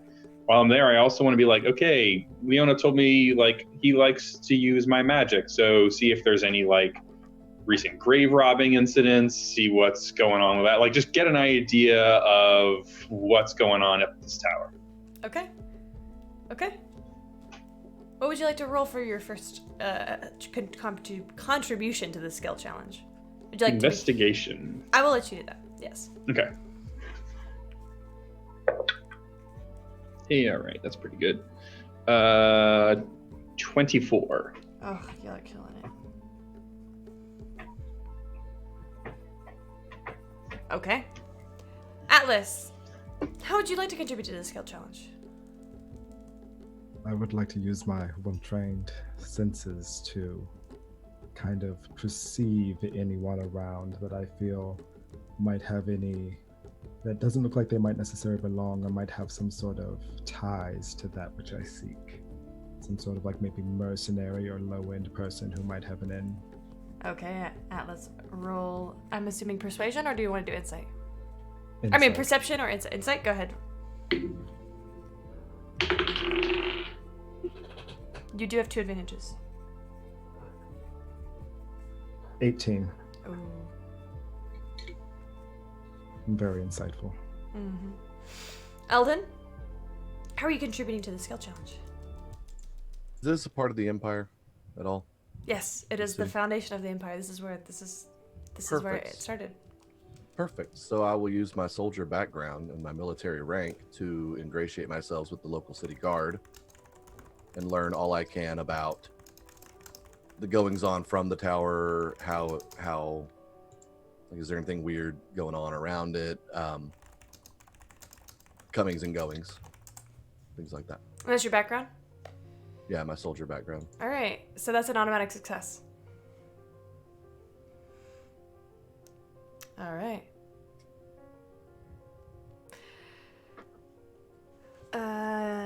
Eldon uses background. Sorry, I'm writing all these down. And Leona.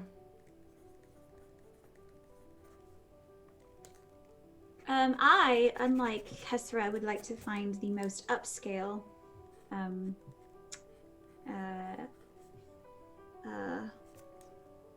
venue, and my loot is out, and I am asking around because I am writing a new ballad about this fabled wizard's tower, and I need any and all information that the locals can provide.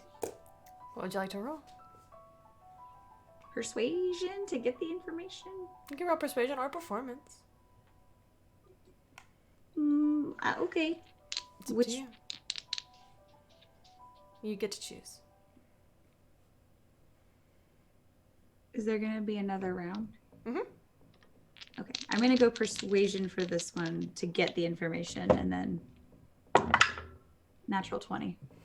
Oh wait, timeout. I lied. I don't know why I just rolled 2 die. I was gonna ask. I was like, that sounds like a lot of clanking. It was. I don't know what happened in my. I just picked them both up. Okay, that's more. If you'd like to, you could use one of your advantages that you have. Okay, can I do that? Yeah, and keep your natural 20. Keep my nat 20. Yeah, let's do that. We'll do that. Okay. And that was a performance or persuasion? That was persuasion. I'm hoping I get enough that I can quickly make a ballad and... Okay. So I'm going to tell you the results of your first round, and then you can tell me what you'd like to do from there. If you want to dig further, if you want to whatever. Okay. Let's start with Kesra. You find I know the name of the bar. What's the bar? The bar is the Sloppy Suitor. The Sloppy Suitor. Which coincidentally is how the bartender was able to afford the bar. That's legit. Okay, so you make yourself average. Something that you're very good at. Ingratiate yourself with common folk. You learn, with that 22, that this Alistair McGrath, this Lord Alistair McGrath, he moved in about a decade ago. He's been quiet ever since he moved there. He doesn't really cause too much trouble. he does come into town, but he does not spend any time in bars or whatever.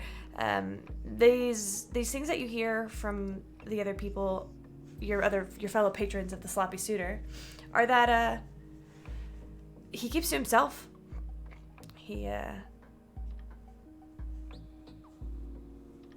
doesn't have visitors that anybody knows of. He does not really entertain, does not have parties. No one knows anybody who's been there and gone inside. But people do know people who do know him from in town. You hear like, oh, my friend's a record keeper at City Hall, and he comes in and does his registration, and seems like a perfectly reasonable human being. But there's a lot of curiosity about him, so the rumors are plenty that you would hear from these kind of like local. There's some resentment. Some people you would recognize. You've got a pretty decent passive insight, I think.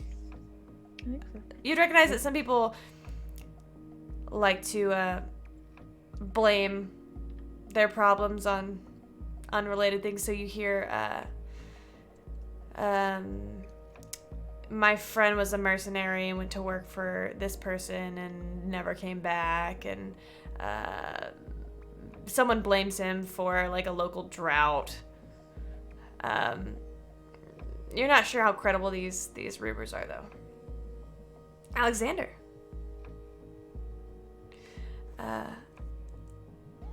Your look into City Hall, you're looking into records, you're looking into... you find that... remind me again what you were looking for. Like, I mean, deliveries, records on like purchase and stuff, and as well as any like reports on grave robbing or anything like that. Okay. You find that there are a couple of reports of grave robbing over the... Oh, so the first thing that you find out something similar to Kesra. He actually bought the land about 12 years ago. He purchased the tower. He paid... he basically tracked down whoever had defaulted on their loan or whatever. Made it happen. He had to go through a lot of work to get it, too. And that's the people of the record hall are pretty impressed by that. You... Through your record hunting and that really good roll, find out that he had a sister, who I'll mention he's from Talira. This is his hometown. He had a sister named Sage McGrath, who married Rodolfo Massiere.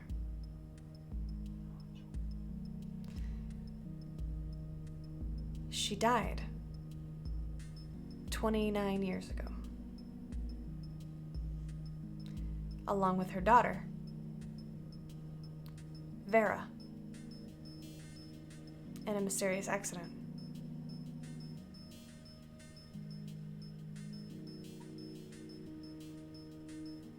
It was a big scandal. Huge scandal. She was very popular in the city, and she ran away, essentially, from her parents and her family to go be with this royal, the cousin of the Empress, essentially, who you now know is a general, a brigadier general. No, not even just a brigadier. He's a general in the Imperial Army. But that was maybe 40 years ago. She died. No, 35 years ago, and she died shortly after.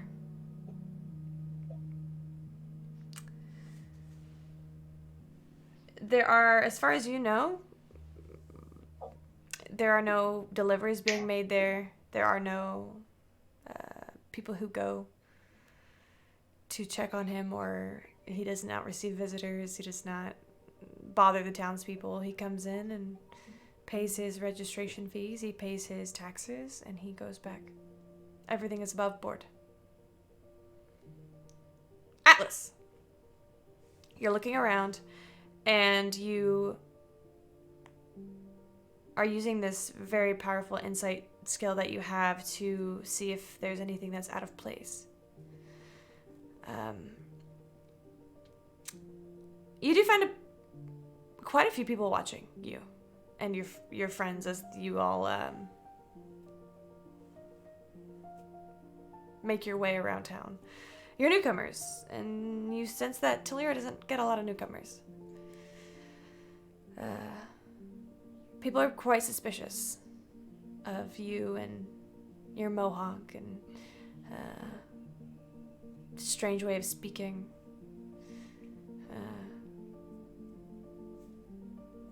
But they're even more suspicious of, you notice, of the Imperial Guards. People are distrustful right now. Eldon, you get in with the Imperial Guard. In fact, with your background, you actually have a buddy. You were in basic together. What's his name? His name is, let's call him Vinny. Vinny. You and Vinny are a few drinks in when you mention this tower. And he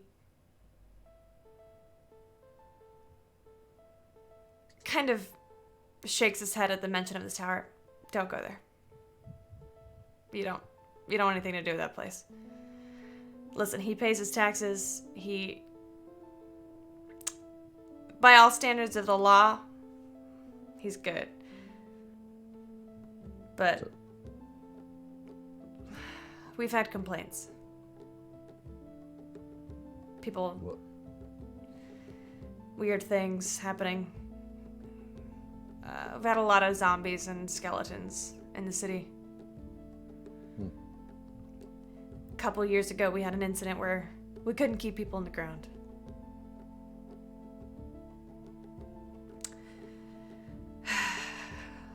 Everybody thought it was this wizard, and they demanded us to go look, but when we went, we couldn't find anything. It was all above board. And now they're accusing us of corruption. Of being paid off. Now, I didn't go. I just, you know how this is. We just do what we're told, but I mean, I think maybe there might be something sketch, but I don't know.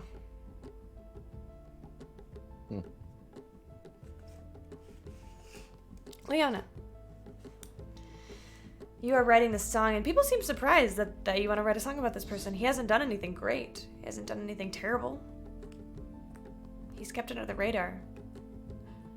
You do hear, however, with your natural 20, I will give you this. You meet a young woman. She is maybe in her early 30s. And she tells you that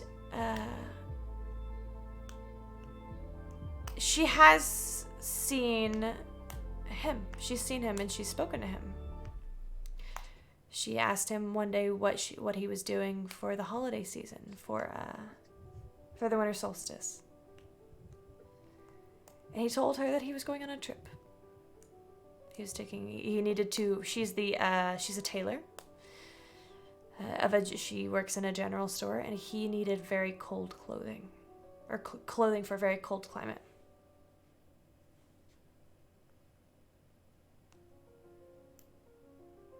Kesra, what would you like to do for this second round? I'll say you've all gotten a success, so you're killing it. Busy writing down notes. Okay. Right Would you now. like me to skip you for now? Yes, please. Alexander, Yes. what would you like to do with that information? Let's see. With what I have,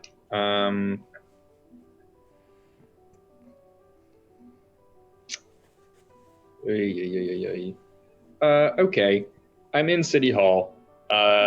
Let's go with continuing to kind of investigate some stuff. I want to try and look at the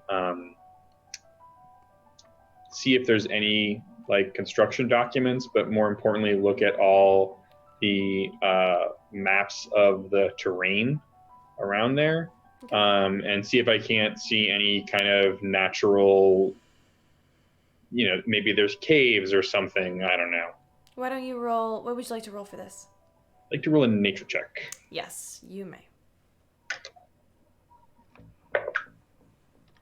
Natural 20. Okay.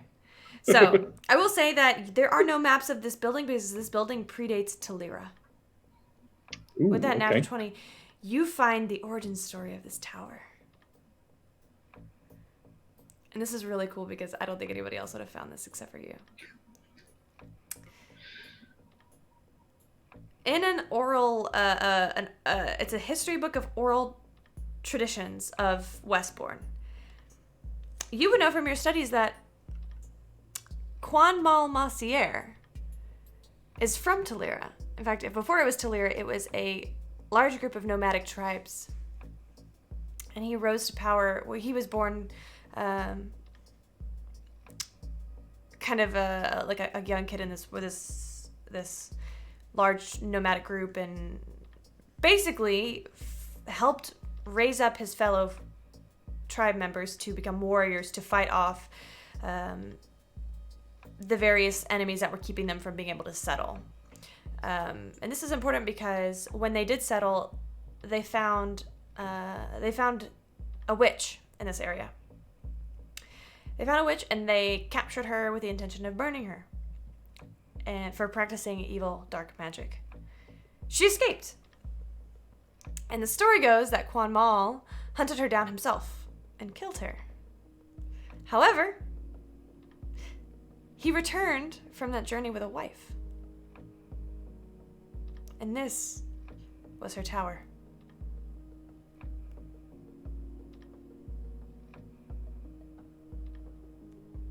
And I will say this information was tucked away. You found this by sheer dumb luck. You feel it. You struck gold. Like you have no idea how you found it, honestly. It just fell into your hands, and you might be the only person who knows this.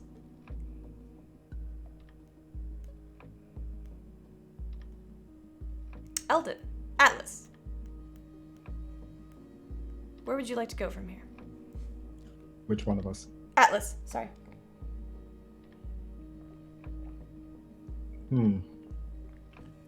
Well, I would like to kind of just take a little look around, kind of sneakily, and see if I can't come across any information or other things that might help us in our journey. What would you like to roll? Stealth. Ooh. Do it.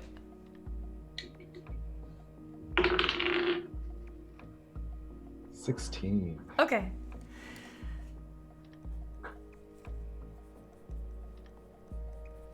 All right. Let me come back to you on that stealth roll, because I'm gonna have to come up with some creative shit on that. Okay. Eldon, what do you do after the information that I've given you? I would have Vinny take me to where they had the zombie problem. Mm-hmm. And I'd want to just look around, see if I see anything out of the ordinary there that might lead me to. Would you like to make a perception check? I would like to make a perception check, and I'm going to use advantage. Yes.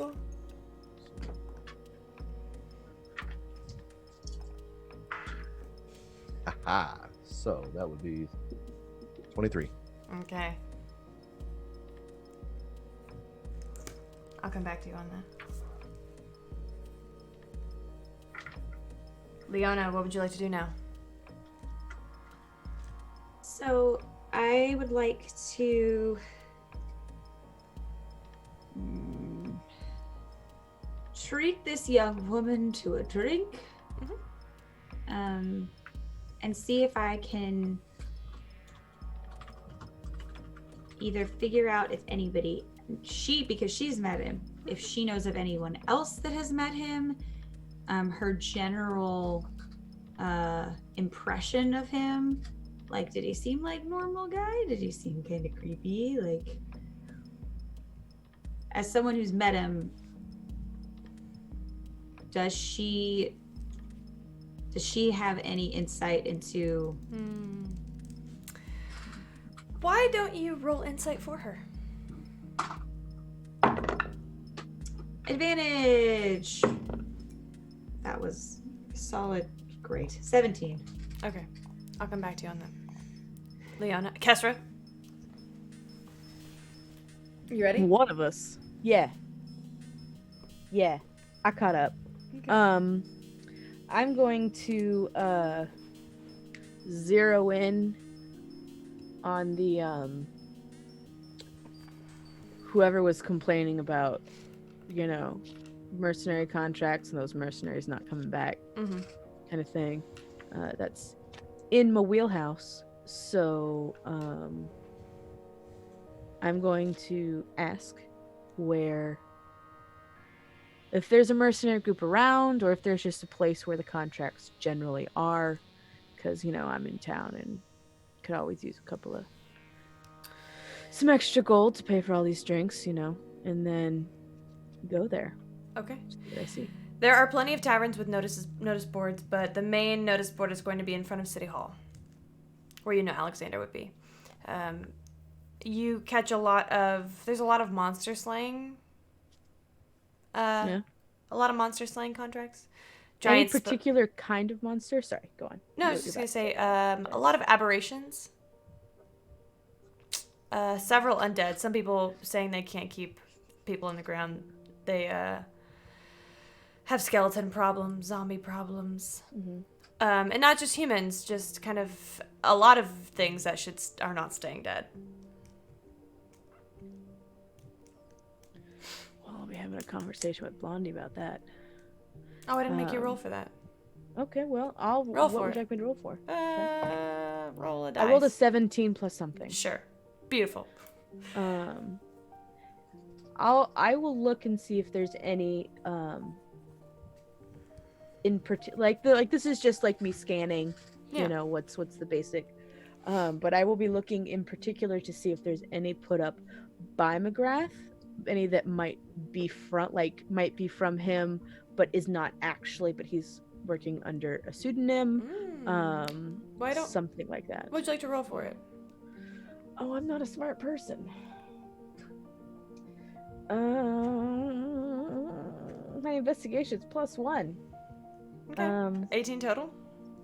Sure. Because you rolled Wait, 17. let me use one of my advantages. Okay, go ahead. Just in case. Just in case you crit.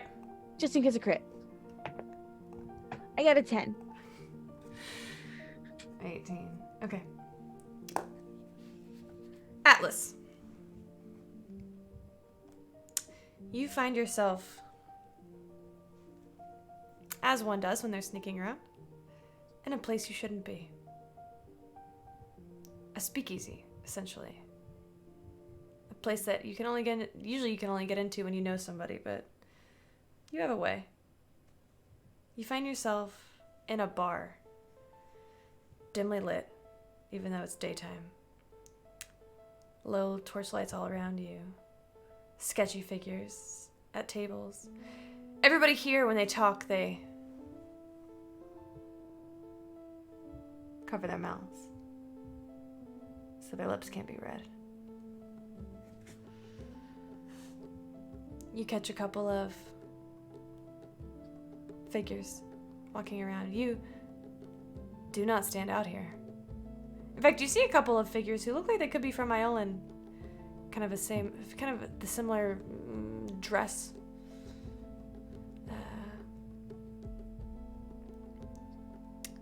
The main person that you see that interests you, however, in this place, because they seem out of sorts, or not out of sorts, out of place, just like you, is a young woman. She is late teens, 18, 19. And she is destroying everybody in cards. Every game, every round, you watch her absolutely slaughter these older men who think they can outplay her. You watch as she wins hundreds and hundreds of gold.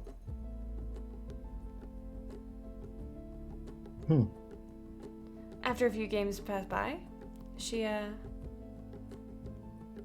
actually approaches you. Brings you a drink. Sits down, closes. You're in a circular booth, and in front of each of these booths is a sheer curtain that you can pull. She closes the curtain.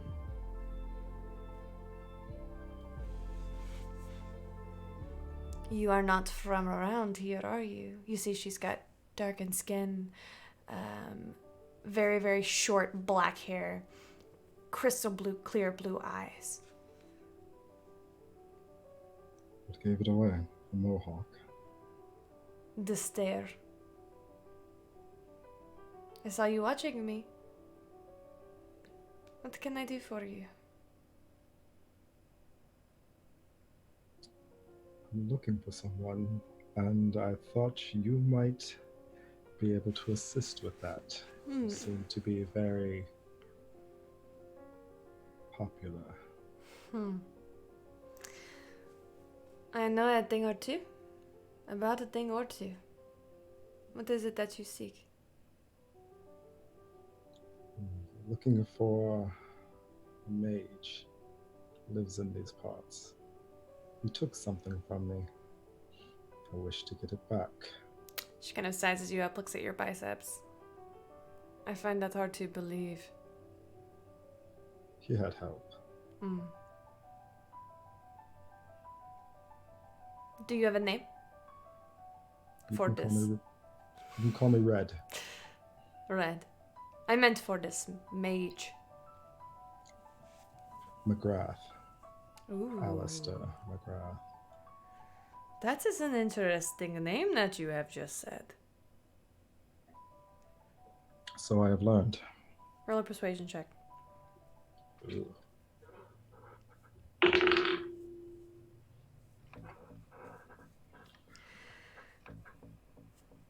What is it that you want from him? Only to get back what he has taken that does not belong to him. If he's taken this from you, perhaps it does belong to him now. I would like to challenge that. Why don't you go knock on his door? Thought about it. He did more or less send me an invitation, but didn't want to walk in completely. Blind? Yes.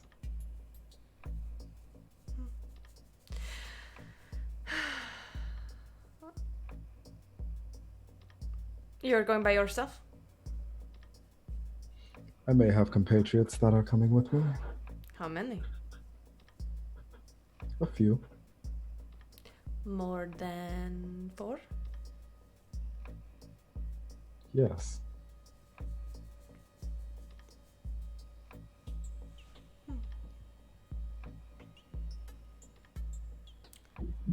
Well, I wish you the best of luck, Red. No information you can perhaps partake and give out? I mean, you did buy me a drink after all. I figured we could at least have a slightly longer conversation. I have a room upstairs. We can have it there. All right. I'll come back to you. Eldon. You glance around and you can see that several of these graves have been dug and then redug and then redug. As a matter of fact, around this graveyard are about 5 guards standing watch now. You're kind of able to have a conversation with them and ascertain that sometimes they just pop out of the ground. No provocation, nobody around.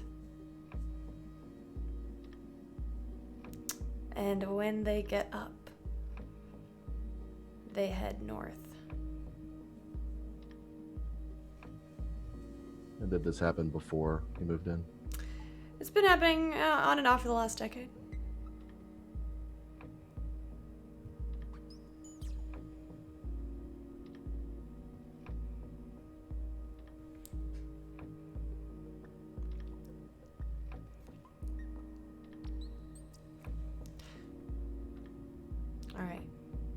Leona.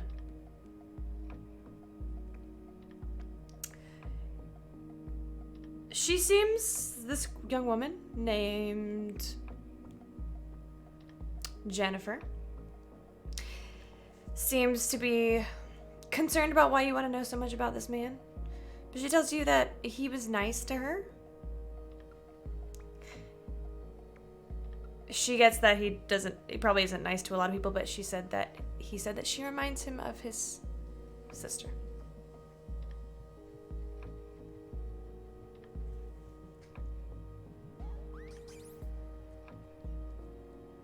She also said he carries around a locket around his neck, like a pendant. She asked him about it, and he said that it belonged to his niece.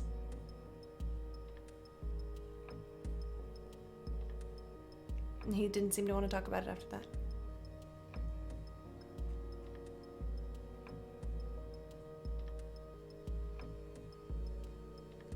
Who's still waiting on a response from me? From a roll, Kesra? You rolled a 19. Yes, trying to see if I could, specifically to see if I could find any contracts put out by McGrath or any that seemed to be put up by him under a different name. You don't find any. Okay. Alright, you all have gotten the information. The sun begins to go down. You reconvene. Let's head back to the Pathfinder.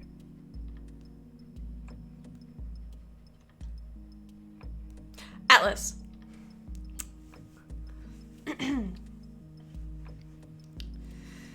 Atlas, she takes you out of this booth and across the bar, up a set of stairs. She's walking slowly, kind of brushing her arms against you as you walk.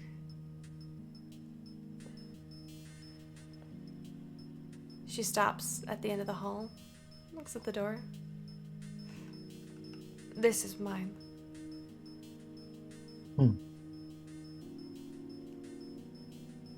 Whatever shall we do other than talk? She unlocks the door and opens it. Do I believe going into that room will be safe? Roll it for insight.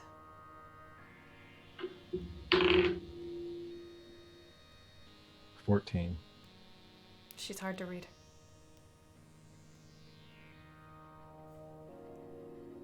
I will follow, but I want to keep my senses open. Definitely. She closes the door behind you and...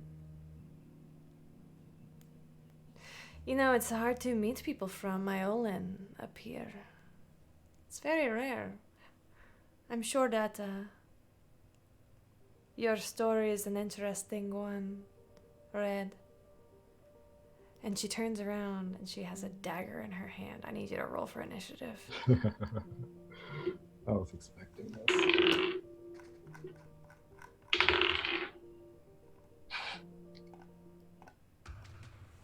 My dice are angry with me tonight. Okay. 14. Okay. She is unfortunately going to go first. That's fair. Okay. She lunges at you with this dagger, and she is going to make her first strike on you. It's a 12 plus 11 is a 23 to hit. Yeah, she hits. Okay. I'm gonna dice a d10. 11 points of damage for the first strike as she actually, surprisingly, takes this blade and flips it around and takes the hilt and jabs it into your side. She's going to use a key point to do a stunning strike. Please roll a Constitution saving throw.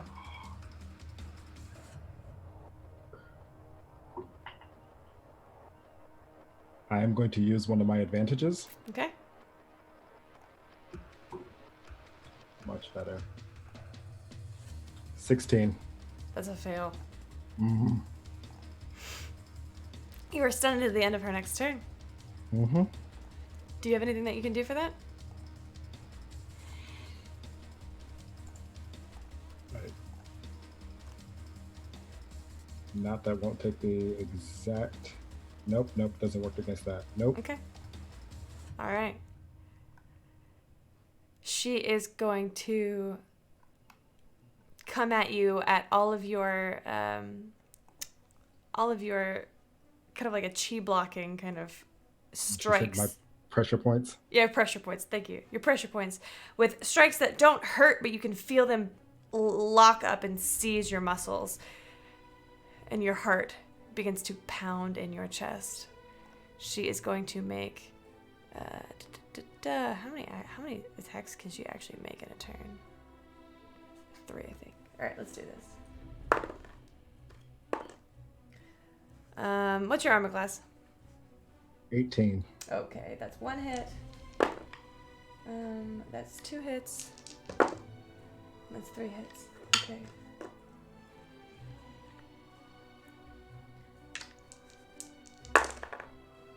And 6, 8.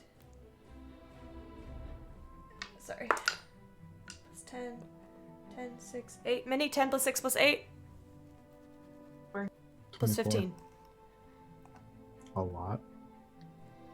How much? 39. 39 points of damage on that next round. Ooh. And you are no longer stunned. She looks at you, and she grabs onto the top of your mohawk. What do you want with Lord Alistair McGrath?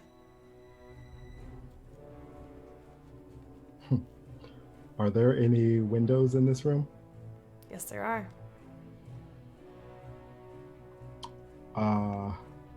I would like to... Is she grappling me by my mohawk or just holding me? Just holding. Why don't you make a perception check?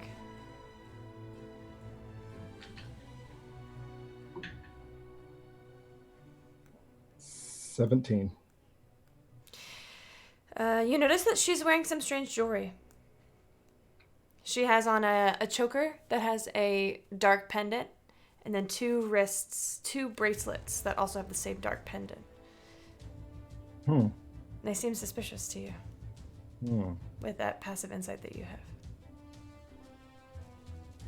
There are 2 windows that you could use to get out.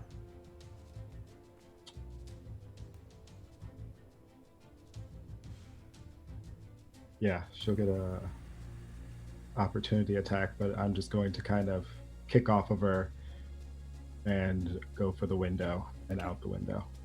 All right.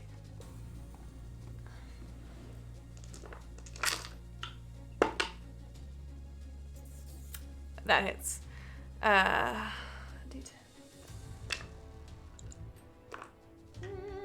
Y'all, dice are hard to just figure out. Ooh. That's gonna be 15 points of damage. And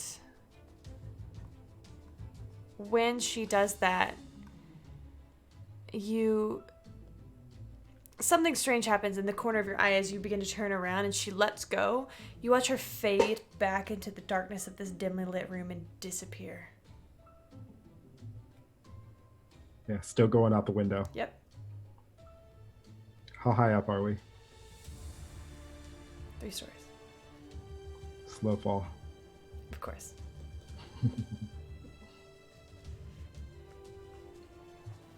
All right. You take off, bursting through this window. Gently glide towards the ground.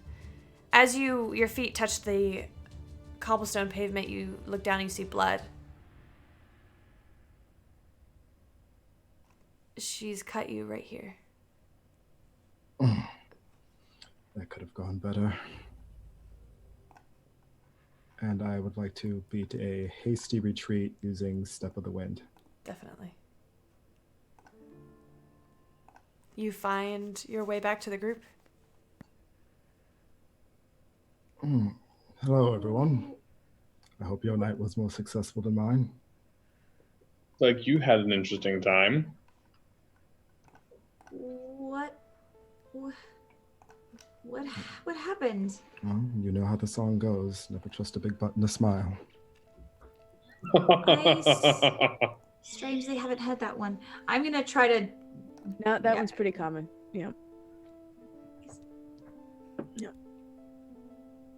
I seem to have found an agent of sorts of Mr. McGrath. She was very insistent I tell her why we were here, and I believe she already knew.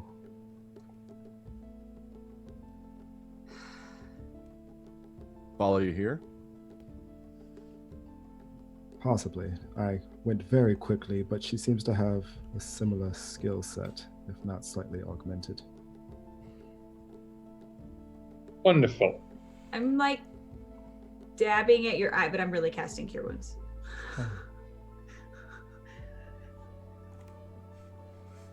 At second level. I don't remember. So, if he didn't know we were coming before, he certainly does now. So, I suppose knocking on the front door is probably the best option. Best 12 Definitely points. an option. Thank you, Leona. He seems to stick to himself for the most part.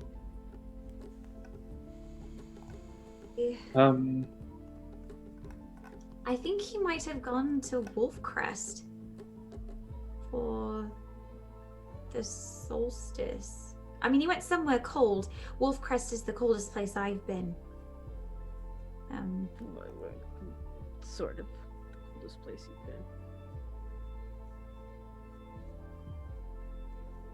been. We went north of. We did. I mean, but we didn't see him, and we were there for the entirety of the eclipse. He couldn't have gotten in otherwise. Or not the eclipse, but solstice. Leonid, this was a few years ago. And Oh. a couple years. Yeah, a couple years ago.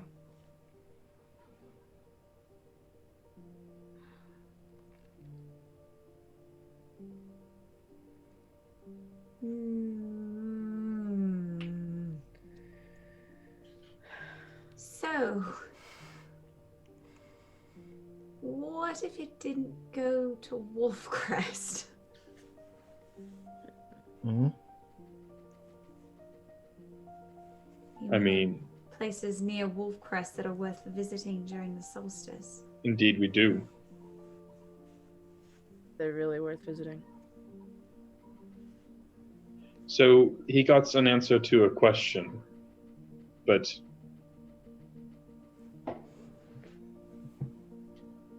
no idea what else. But an answer to a question. Locals don't know much about him. That the woman I spoke to said he was kind to her. Didn't really want to. He had a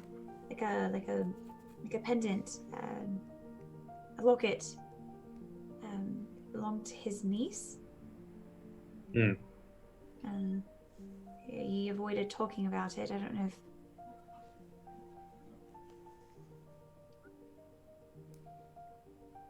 I don't know anything about that. I don't know if this will mean anything to any of you, but the woman who attacked me, short black hair, piercing blue eyes, she had a choker and wrist cuffs that had these strange jewels in them. Seemed odd. Interesting. Or what I saw, that sounds at least similar to what the fighter that you encountered was wearing. Now that you think about it, Atlas, yes, it was. Same with the other fighters. Puppets. He's pulling strings. Making them dance. So he certainly knows we're here then. Probably. is almost assured. So, does that mean we knock on the door, or? I mean, we could try a slightly different gambit. Leona, you mentioned that he was the one who had put up a bounty for Kestra. Yes. Yes. He was the one that put the bounty up. I don't know what other bounties he was responsible for, but... Oh, well, I know he put up one for Kessler, and I know he put up one for Venvir. He had my wanted poster, so I don't know if he had something to do with that too. Hang on, Oh. wait. Which names were not on the list, Sunshine? Of all of us here, whose names were not on the list? Eldon and Atlas. So, I mean, obviously he knows who Atlas is, in that he's fought him previously, but He may not know that there's an association at this point. right. I've got a crazy plan. I am not proud of it, but it's something besides knocking on the door. I could put us all, except for Eldon, into the sleep of death. And he could deliver a bounty. Sleep of death. Yes. Nothing about those words Doesn't sound particularly good. We would be fine. We would just appear to all outward appearances, magical or otherwise, to be deceased. Now, the spell only lasts for about an hour, so we would need to be fairly quick, but if we get placed in a crypt somewhere and wake up an hour later, then we're inside. Wait, so Problem. Has he set up any bounties for anyone in this group other than me? No, but we know that my name was on that list. Just because your name is on the list doesn't mean that he's necessarily put out any anything Fair. for you, and that could play our hand. Also, Technically speaking, the only person is me. if Eldon turns over all of our seemingly corpses and we're placed somewhere, where does that leave Eldon other than separated from the rest of us? Yep. Like I said, crazy, not the best, an alternative to knocking on the door. DM, Answer. was the bounty for me? It was just alive, right? Just to report to To Valzara, and that bounty Valzara. was it's gone now. So yeah. you fate's chosen. You sit around the galley of this, or somewhere quiet, one of your rooms, contemplating your next move, trying to determine what to do aside from walking right up to this mahogany door and knocking on it. And that is Can I where, stab the mahogany door. and that is where, Mahogany. my friends, we will call it a night.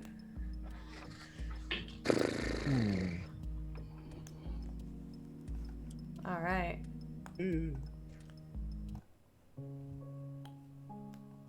Let's go ahead and sign off. First, I want to thank our warm fuzzies, Callan and Beltravis. Beltravis is celebrating his 1-year anniversary as a subscriber on this channel.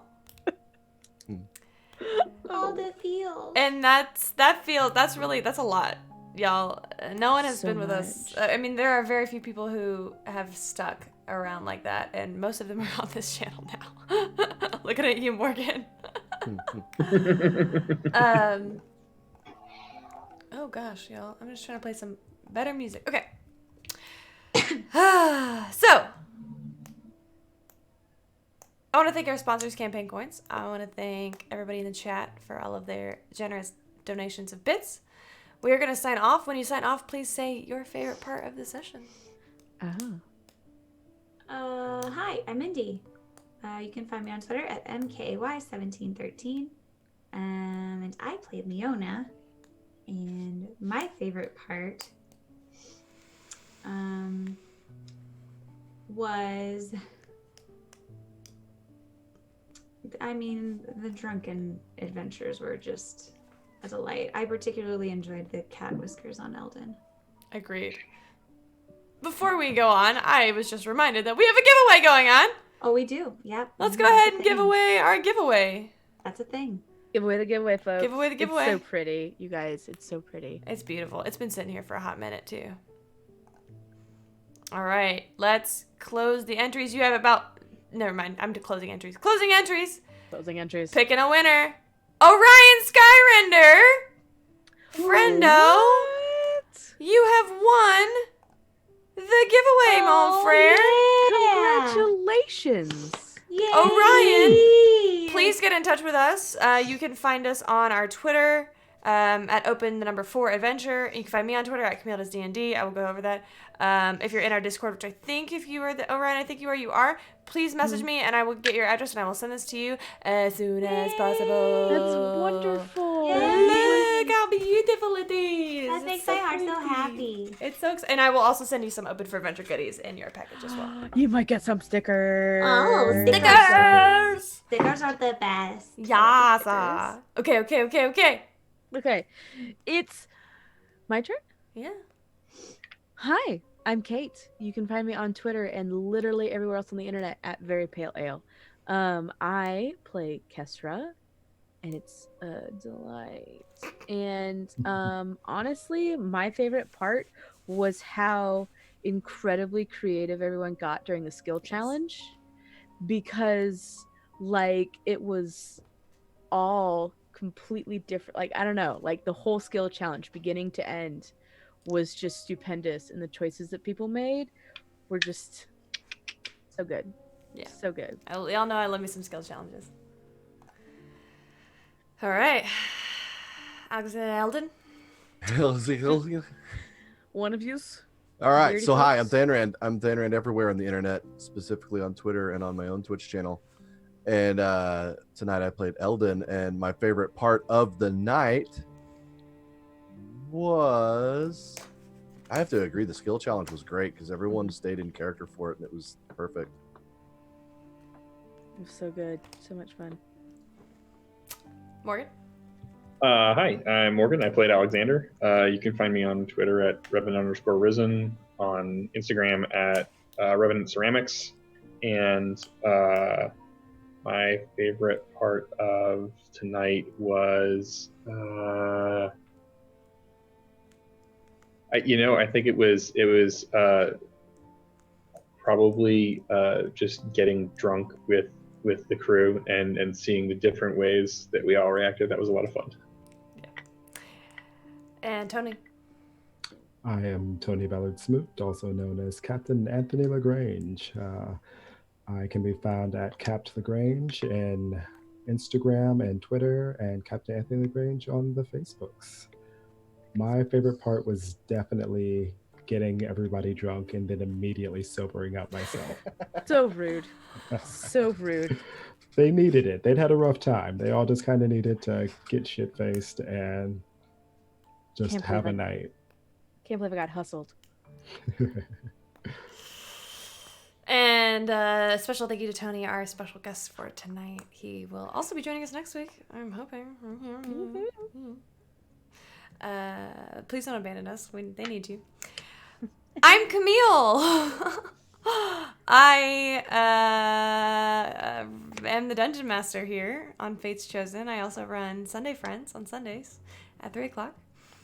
I have the eternal pleasure of being the Dungeon Master and playing literally everybody else. I love my players. They're absolutely incredible. My favorite moment of the night, I think. My favorite moment of the night was the whole drunken scene, but specifically Brandy. I don't know her. Oh, that made me so happy. I